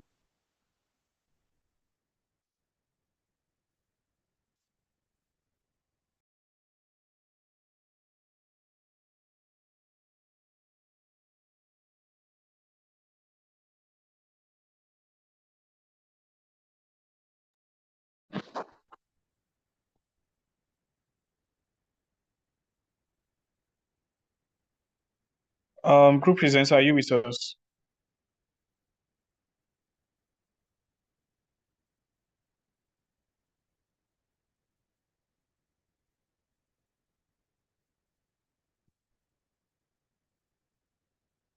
Hello, group presenter, are you with us?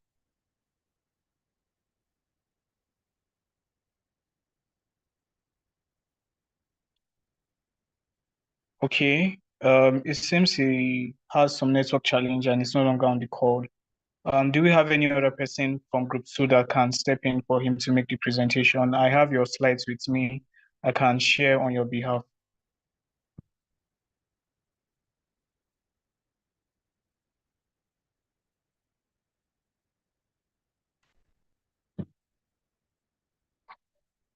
Hello, can we hear me?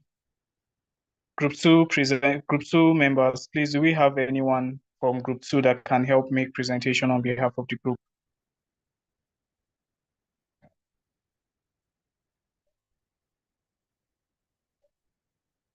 Hello, good afternoon. Yes, good afternoon. Yes, please, I'm for group 2. Can I present? Yes, you can go ahead. Just do well to introduce yourself. I will share your screen right now. Okay, thank you very much. My name is Oganemaro Weibo from group 2, and this is our presentation on the power industry. Hello, can you hear me? Hello? Yes, we can hear you. Hello, okay. Thank you. Please, can you move to the next slide?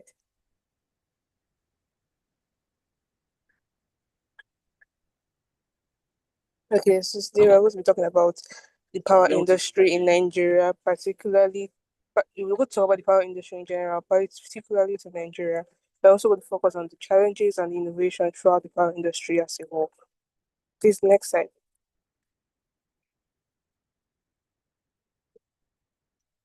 Okay, so before I go deep into what we are to talk about today, I want to give an overview of the power industry and the trends that we see today and before that.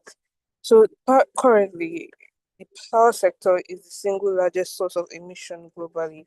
Emission in the sense that it produces gases like CO2 and the likes. And it needs to be the first sector to decarbonize ahead of its an economy-wide net zero. So basically what I'm saying is that the power sector is one of the largest producers of these toxic and also non-toxic gases that harm the society, the environment at large. And for it to continue to grow, we need to pay attention to its current the current lacuna that is causing these things, and we need to decentralize, we need to reduce we need to decarbonize the amount of toxic waste that we produce.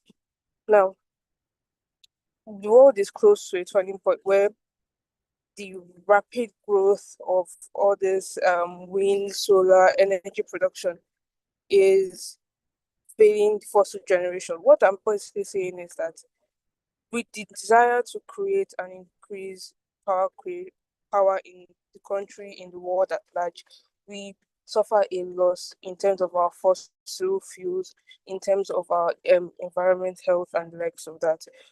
So what we'll discuss today is not just the power sector, but how these challenges we face are affecting our society and how we can innovate to ensure that these problems, these lacunas are reduced in general. Please, next slide.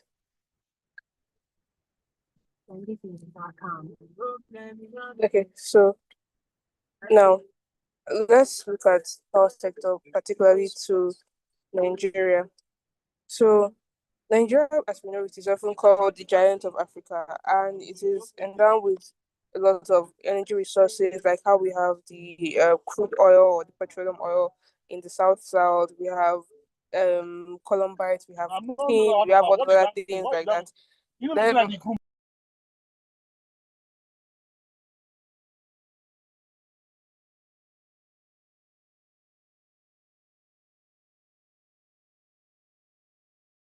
sorry, please can you hear me? Yes, we can hear you. Please, you can go Okay. ahead. So, in as much as we are geographically blessed with all these endowments, we have a specific and a significant challenge, which is the inadequate infrastructure, limited access to electricity, and a heavy reliance on these fossil fuels. That is, our economy is heavily relied on these things. Um we cannot prosper as a country if we are heavily relying on these fossil fuels and the likes of that. Now, despite all these problems, another problem that we face is that Nigeria's electrification rate is just at 24.6% rurally and 83.9% rural. So, one of the government's recent initiatives is the signing of a $20 million deal with the UAE to develop a renewable energy structure and project in Nigeria with the African Development Bank. This investment is supposed to help Nigeria produce or reduce its dependence on fossil fuels so that we cannot so that it will reduce our depletion of resources and also provide a green environment, a safe environment for us as Nigerians. Furthermore, the investment is supposed to help. Sorry. The government has also implemented various policies and initiatives aimed at promoting renewable energy and expanding research.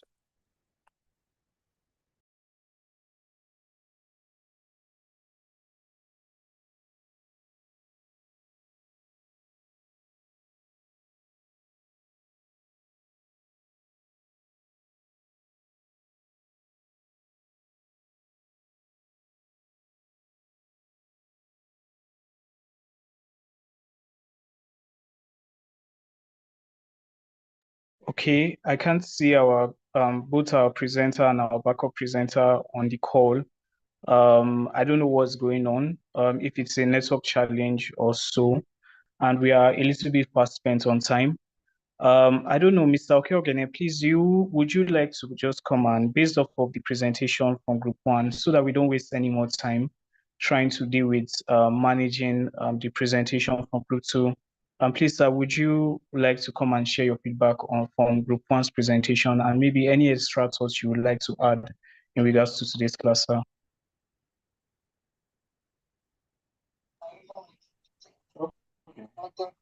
Thank you. Dennis, can you hear me? Yes, sir, we can hear you. Okay, excellent. Thank you, Group 1 and Group 2 presenters. Very good effort you have made. I wish Group 2 would have had the opportunity to close out and complete their presentation. I've seen similar presentations from many other cohorts of JIIPCC in the past. And I think this is not very different from what we have seen. We've seen a lot of focus on power generation, so to speak, on regulation on the environment, on some of the regulatory part of it, on less on compliance and policies. My understanding for this platform is we have lawyers or people that have a legal background on most of the things that we do here. So I would have expected to see more about contracting, compliance, policy, and how this impacts on this on the power generating system. I saw something on solar system, mini grid, also something around using technology, very, very key. I think I want to commend Group 1 for ensuring that they capture technology as a very important part, because why we want mentees to present is to provide not just what it is, but their own opinion. Don't forget, what is your opinion on how things are going? And that gives you that independent mindset to take and profile a solution on where we are going to. It's not just about going to regurgitate information that is already on the internet, right? Maybe as mentees, we can, as mentors, we can provide some perspective, because we want you to understand the background of how things have gone. But what we expect from you is your own perspective. We've talked about metering. At the end of the day, you want to give us your own view. We think that the Nigerian power sector has not really done well because of A, B, C, D, E, right? And with the introduction of technology, with the introduction of metering system, decentralization system, Electricity Act of 2023, and also providing of the map asset provision, this will also help Nigeria to generate. I think Nigeria has not done well in the use of mini grid, or we've not done well in embracing elements like nuclear sector in power generation. We've not done so well in using biomass, right? We've done well in using, we want to see those kind of opinions, right? So the idea is not for you to just regurgitate, go to the internet and you go and bring information. We already have those informations, right? What we want to see is your own opinion, how you are going to convince people, how you are going to challenge the norm, how when you see a contract, right, what you are going to look in the contract, what are you going to looking for, what's the minimum requirement, and how you are going to change the world, so to speak, in the future. Why I want to commend Group 1 for them, there's a lot of room for introduction, for improvement. One of the things I've also seen in some of the previous mentees was that presentation is that more than one person also presents to allow, to help for other people. Again, if the first person doesn't do well, second person picks up, or something in that nature. Again, we want to see innovation in the presentations we're having. So I want to encourage the team. From the next one you're going to have, let's see you not just regurgitating information, but also providing your own perspective, brought solutions to Nigerians' problem, what you think, and identifying key problems, not the ones that have been put out there, but what you think these things can give to us. Okay, that would be my general comment. Then for Group 2, I think they talked about the environmental impact, which I also liked. Power generation has environmental impact, right? They touched on that as well before they cut off on the call. So good job already, Group 1. And Group 2, we didn't hear so much of you. We believe that you have hit the end. But again, let us not forget, going forward for the many other sessions that we have, we want to hear your own opinion about the industry, where you think industry has not done well, in your own view. And that makes the difference in what we are doing. That would be my comment. That would be my comment, Dennis. Thank you. All right, thank you so much, Mr. Okeogene. So just before we call it a day in class, I can see a lot of us are dropping off from the call already. I really wish we had the same number that started with us still here up to now, but still all good. We can still take questions from those who are in class. If you still have your questions ready or set, you can ask Mr. Okeogene, and I'm sure he'll be much more very pleased to give answers to your questions. So can we have, there are about 3 questions in today's class. Do we have persons with questions?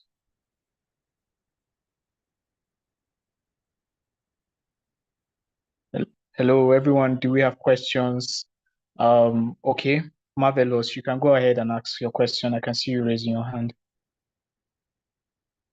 Yes, I have a question. Good afternoon, sir. Thank you very much for today's session. It was very insightful. And I'm happy to say that I learned a lot of things and I noted down so many things. So based on the discussion that we are having so far, it began to make me wonder, because I believe that the whole goal of what we are trying to achieve in the energy sector is to successfully transit from fossil fuel and fossil energy to renewable energy. So I want to understand, what if we successfully do that? I mean, I know that we have a very long way to go, before we can be able to achieve that. But if that is the idea, to transit from fossil fuel energy to renewable energies like we discussed today, what will become of the fossil fuels? Like, does it mean that we are going to abandon them? Are we going to just leave them behind? Because they still hold some significant um, contributions that they make outside the energy, I think, the outside energy sector. And so I want to know, like, what will become of them? I know this is probably a futuristic question, but I just want to know what the plan is with fossil energy or fossil fuels after we transit from them to the renewable energy. Thank you, sir.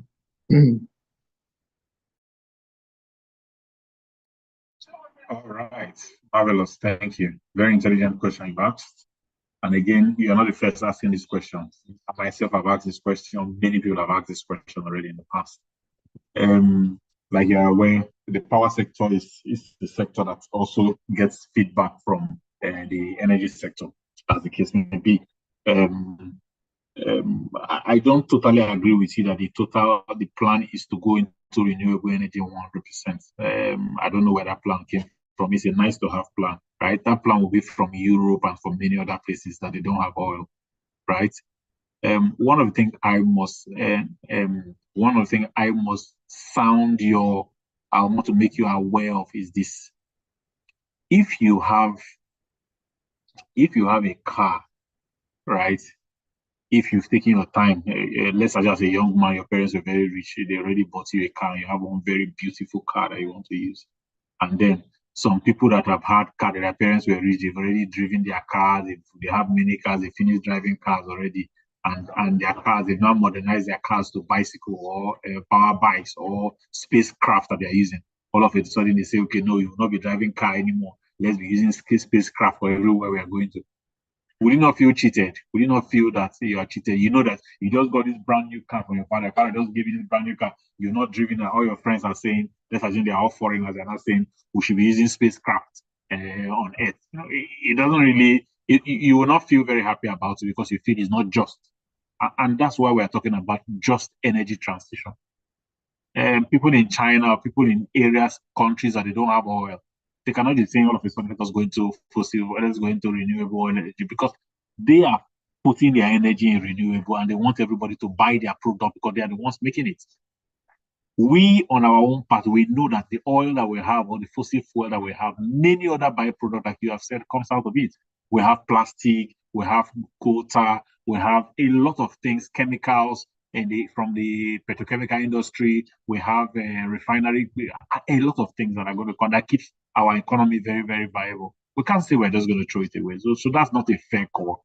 What we are going to call is a just energy mix. And what that energy mix means is that we create an energy situation where all the types of energy, the ones that are not very bad, they are all part of it, right? So everybody wants to, we want every form of energy. We want wind energy. So we call it the energy mix. We want gas energy.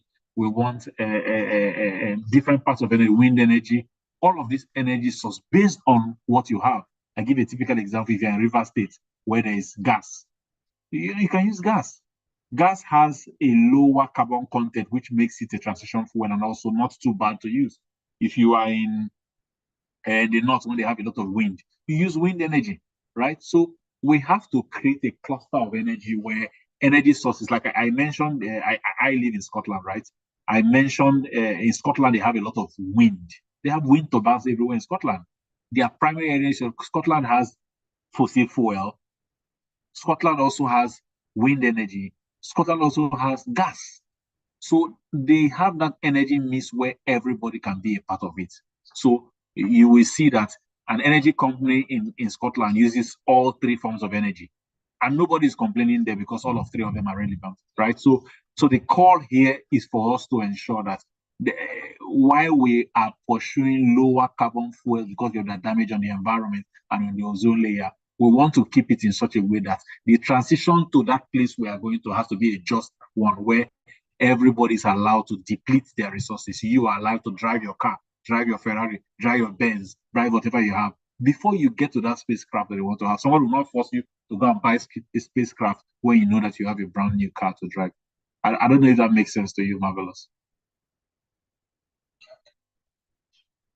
Excellent. So while we understand that we want to go renewable, the technology of the time, as we go along, we will get better technology to drive our fossil fuel. We will no more be emitting as much carbon as it used to be. We will develop better engines, we will develop better electric vehicles that will still use, because electric vehicles use hydrogen now. Hydrogen comes from also hydrocarbons, right? So, but those ones, there's no carbon at all in this, is only hydrogen. So can we not break our hydrocarbon? Can we not break our gas to have only carbon? And then we use it to power our fuel, which is also a just transition. So everybody must be allowed to use their resources to get to where we are going to. Like you'll be allowed to use your car, right? Enjoy your car very well. They will not be saying, marvelous, can you ensure that your car is not smoking too much to ensure that we don't deplete the environment? That would be a just cause for us to go. And power generation must also work in that part. And I hope I've been able to provide some light to it. Thank you. All right, thank you so much, Mr. Okeogene, for helping us out with that question. We can still take a question or two. So please, if there is still a room for it, we still have a question or two to ask, we can go ahead and ask. Okay. Fav, please, you can go ahead and ask your question. Good afternoon, sir. Can you hear me, sir? Yes, we can hear you. Okay, sir. I really want to appreciate the mentors and everyone that actually spoke today. It was really, really inspiring. So my question, during the course of the session, we made mention of one role of lawyers, including young lawyers and other lawyers that are in the field of energy. So, and from what the mentor mentioned, he talked about signing of contracts, the nature of contracts and things like that. So aside that, I don't know, in conclusion, or the conclusion of everything that was said, I think we as lawyers, we have little role to play in this, because we are not the one that is going to do these reformations and the rest. So I want to know, like, what are other areas or other aspects that lawyers can actually come in aside from these contracts? Thank you.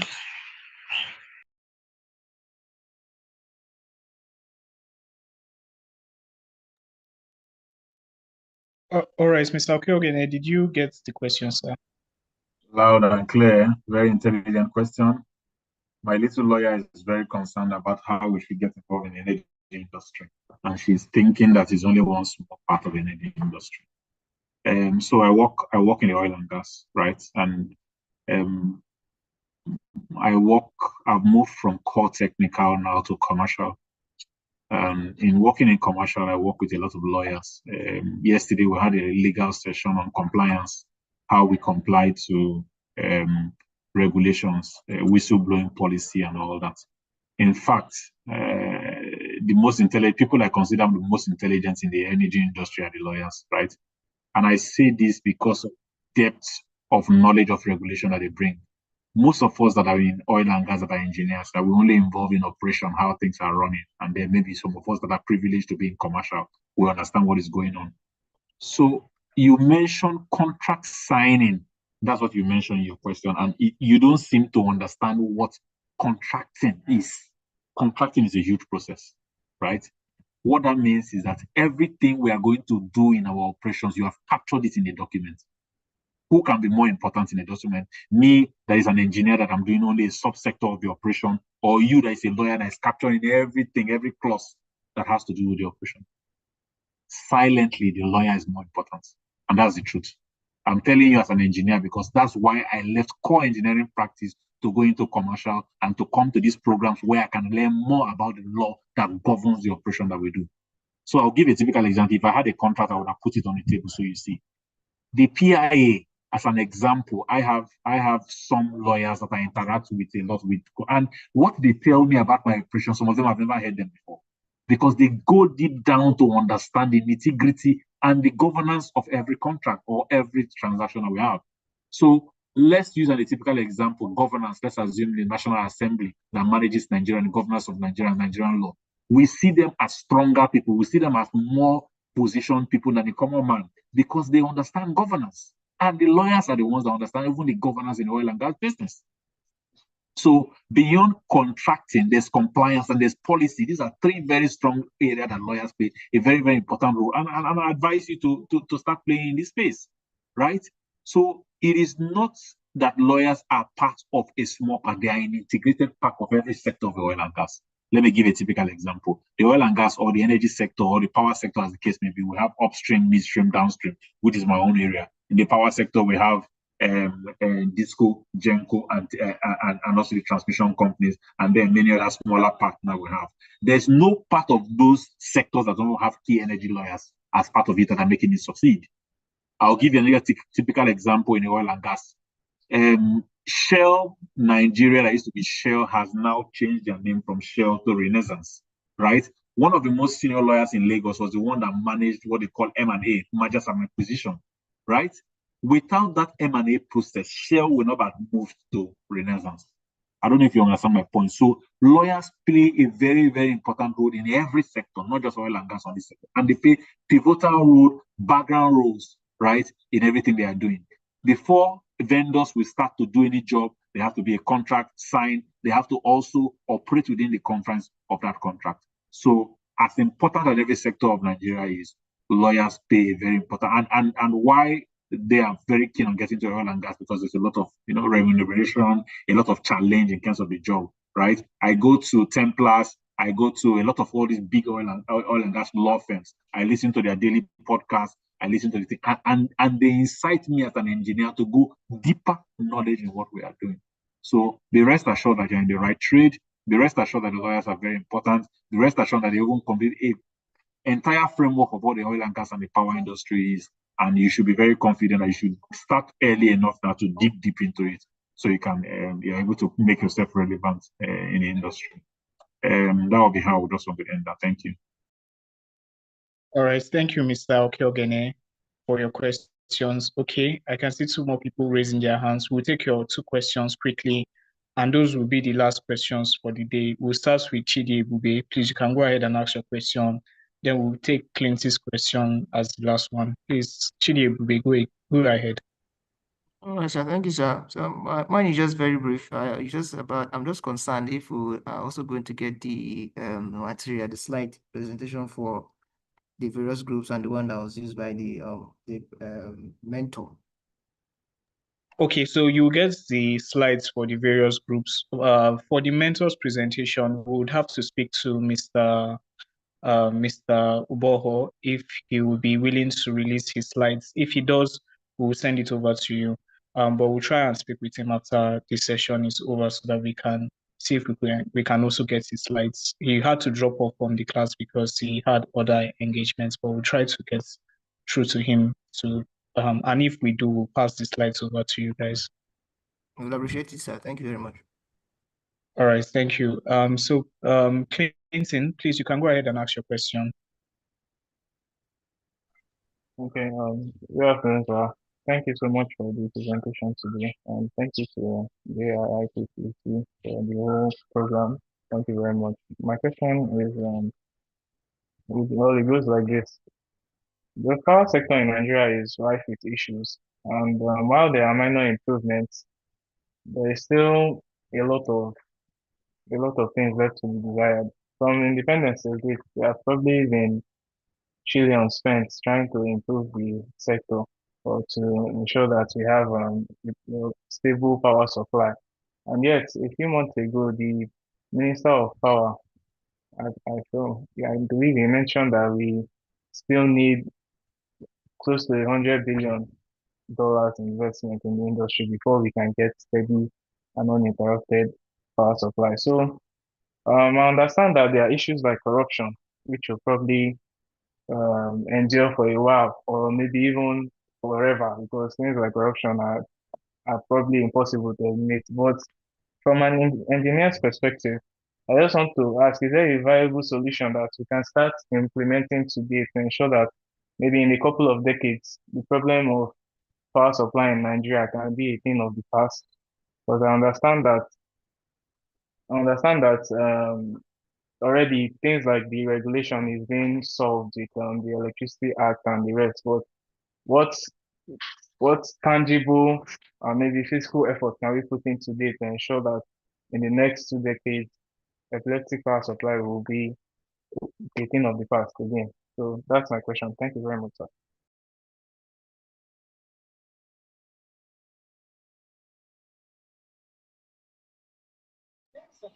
All right, Ere, thank you. Very important question you've asked. However, in today's brief, we didn't talk much about corruption in the power industry, and some of the other sessions we've had in the past, we've talked about. In fact, we had one of our power generation engineer that used to be one of the mentors. He talked about how much corruption is in the industry, how it's impossible to remove. He said it with so much authority, and I couldn't agree more, right? Because he's involved. He told us why corruption has played a very and what the things he said on that call. I wept and I cried, right? Because people know the right thing to do and they never do it.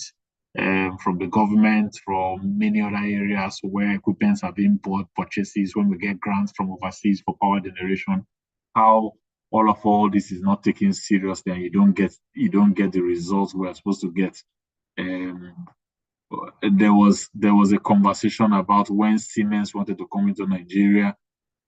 Siemens wanted to come into Nigeria with certain equipment and how to do certain things, but with all the goodwill that they had when the conversations were had in the back doors, nothing happened. There was no even feedback given to Siemens again, and that was as bad as it. So corruption is not leaving very soon, right? There's a lot of corruption because there's a lot of money changing hands in energy industry, in the power industry, right?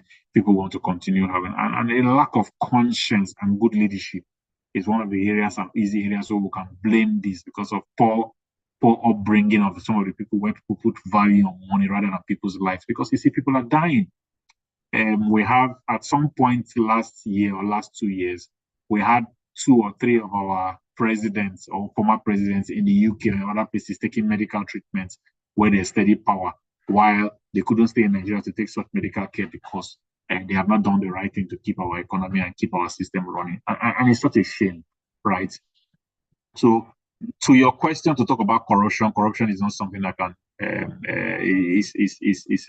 unfortunately it has become a part of our Nigerian system, and the reason for that is because we have not embraced technology, right? Somebody mentioned that in the first presentation about the use of technology and digitizing things, right? You will see that in the civil service today, we're still having things like ghost workers. If you don't know what ghost workers means, is that people are being paid that don't do any work, right? How is it possible? This is why the private sector is doing a lot better. Like in my office, right? From the outside, when you're going, you use your ID card, you digitally sign in. So if I don't go to work, they will know because I won't have digitally signed in, right? So digitization and the use of technology and AI allows for transparency. The use of cryptocurrency and all the other, most of the other things, it shows transactions that are going from point A. You can trace the transactions, right? But while most governments are still insisting on using analog, most of those are our old systems, thermal power generators, and some of those very old ones because the parts are not even available. If you want to repair some of those old dams and their parts, you have to go back to Siemens and say, produce your 1945 compressor, because they are not adaptable to today's age, which means that we need to phase out all the old equipment we have for new ones. That's why they're talking about 10 billion and to 30 years or 40 years for this kind of thing to happen. So answering your question, you're saying your deadline is 2 decades. How can we make it happen in 2 decades? We're working with the Gen Zs, the younger people now, right? One of the things that we need to promote is energy efficiency, meaning that those are our old school equipment that use a lot of energy. We need to phase them out in our homes, right? We need to go to now in our own time. We used to have Iowa, we used to have Sony, big deck and system and televisions that we used to put big generators. But now you have very, very small, what's it called? Wi-Fi speaker. They don't use a lot of current. They use very, very minimal voltage to use. And that means our current efficiency has improved as of today. Also, one of the things we can do is use of self-generating power, solar systems, right? In fact, I'm working with some Chinese firm that's trying to bring a new system into Nigeria, right? One of the ones I saw yesterday is solar inverter, and this without solar power, without solar and the what's it called, the panels, for 185,000. You have that inverter and battery, and these are lithium batteries. So I don't know how true is it, but we started some conversation yesterday or 2 days ago. What that means is that with the inverter and the power and the solar panel is about 225,000. You can have power, they said 8 hours or 10 hours in your house, right? Let's assume you're going for 5 kilowatts. So why should I be paying, like in my house now, I pay 260 naira per unit, right? Why should I be paying that? Because in a month, when my family is around, we use about 200,000 for power, right? So that means in 1 year, I would have bought that unit, right? Buy it and put in my house, and that's what I'm using. If I'm getting light for 8 hours, 8 hours power, then I can subsidize with the other one. So in 2 years, I would have done the return on investment on it. So what does this mean? A change of culture.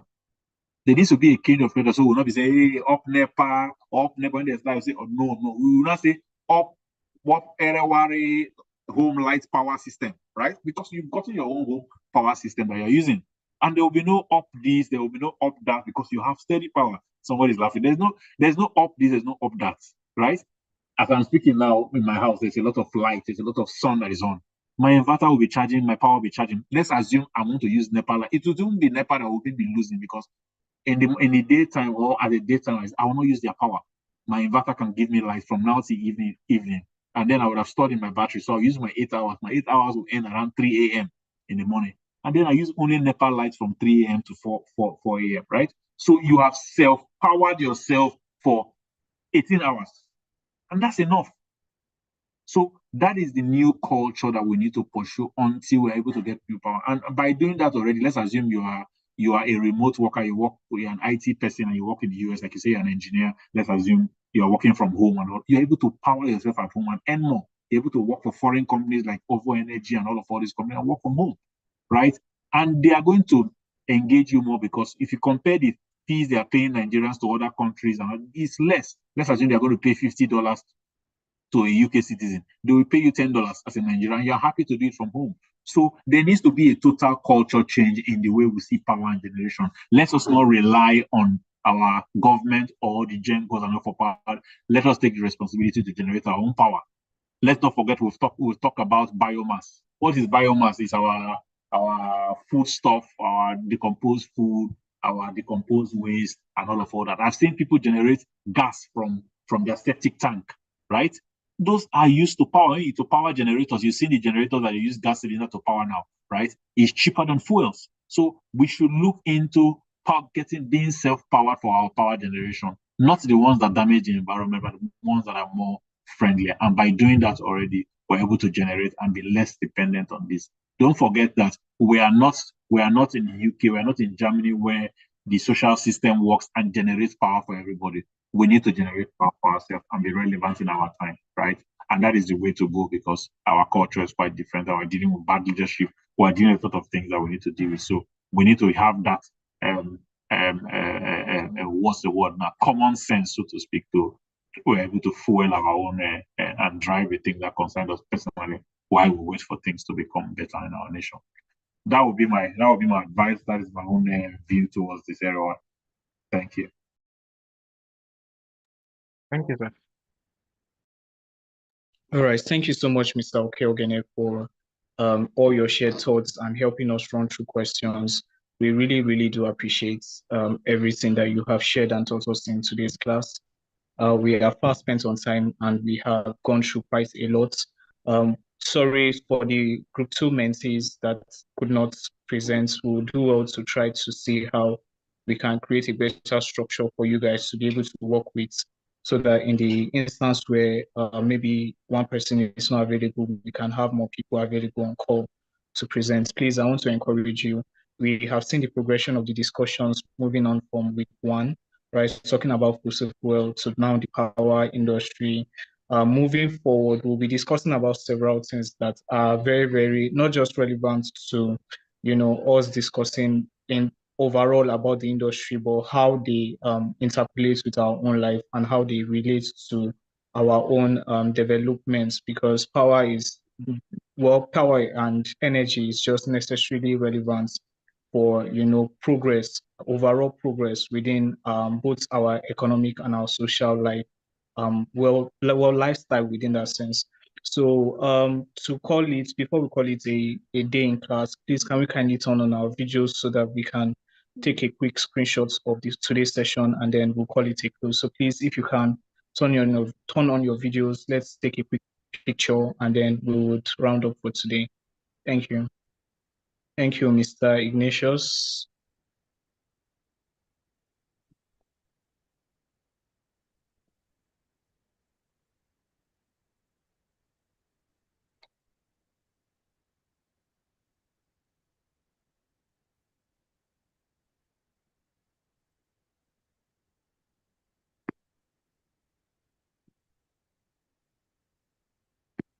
All right, so I'm trying to do that. We'll be doing that soon. We are almost done.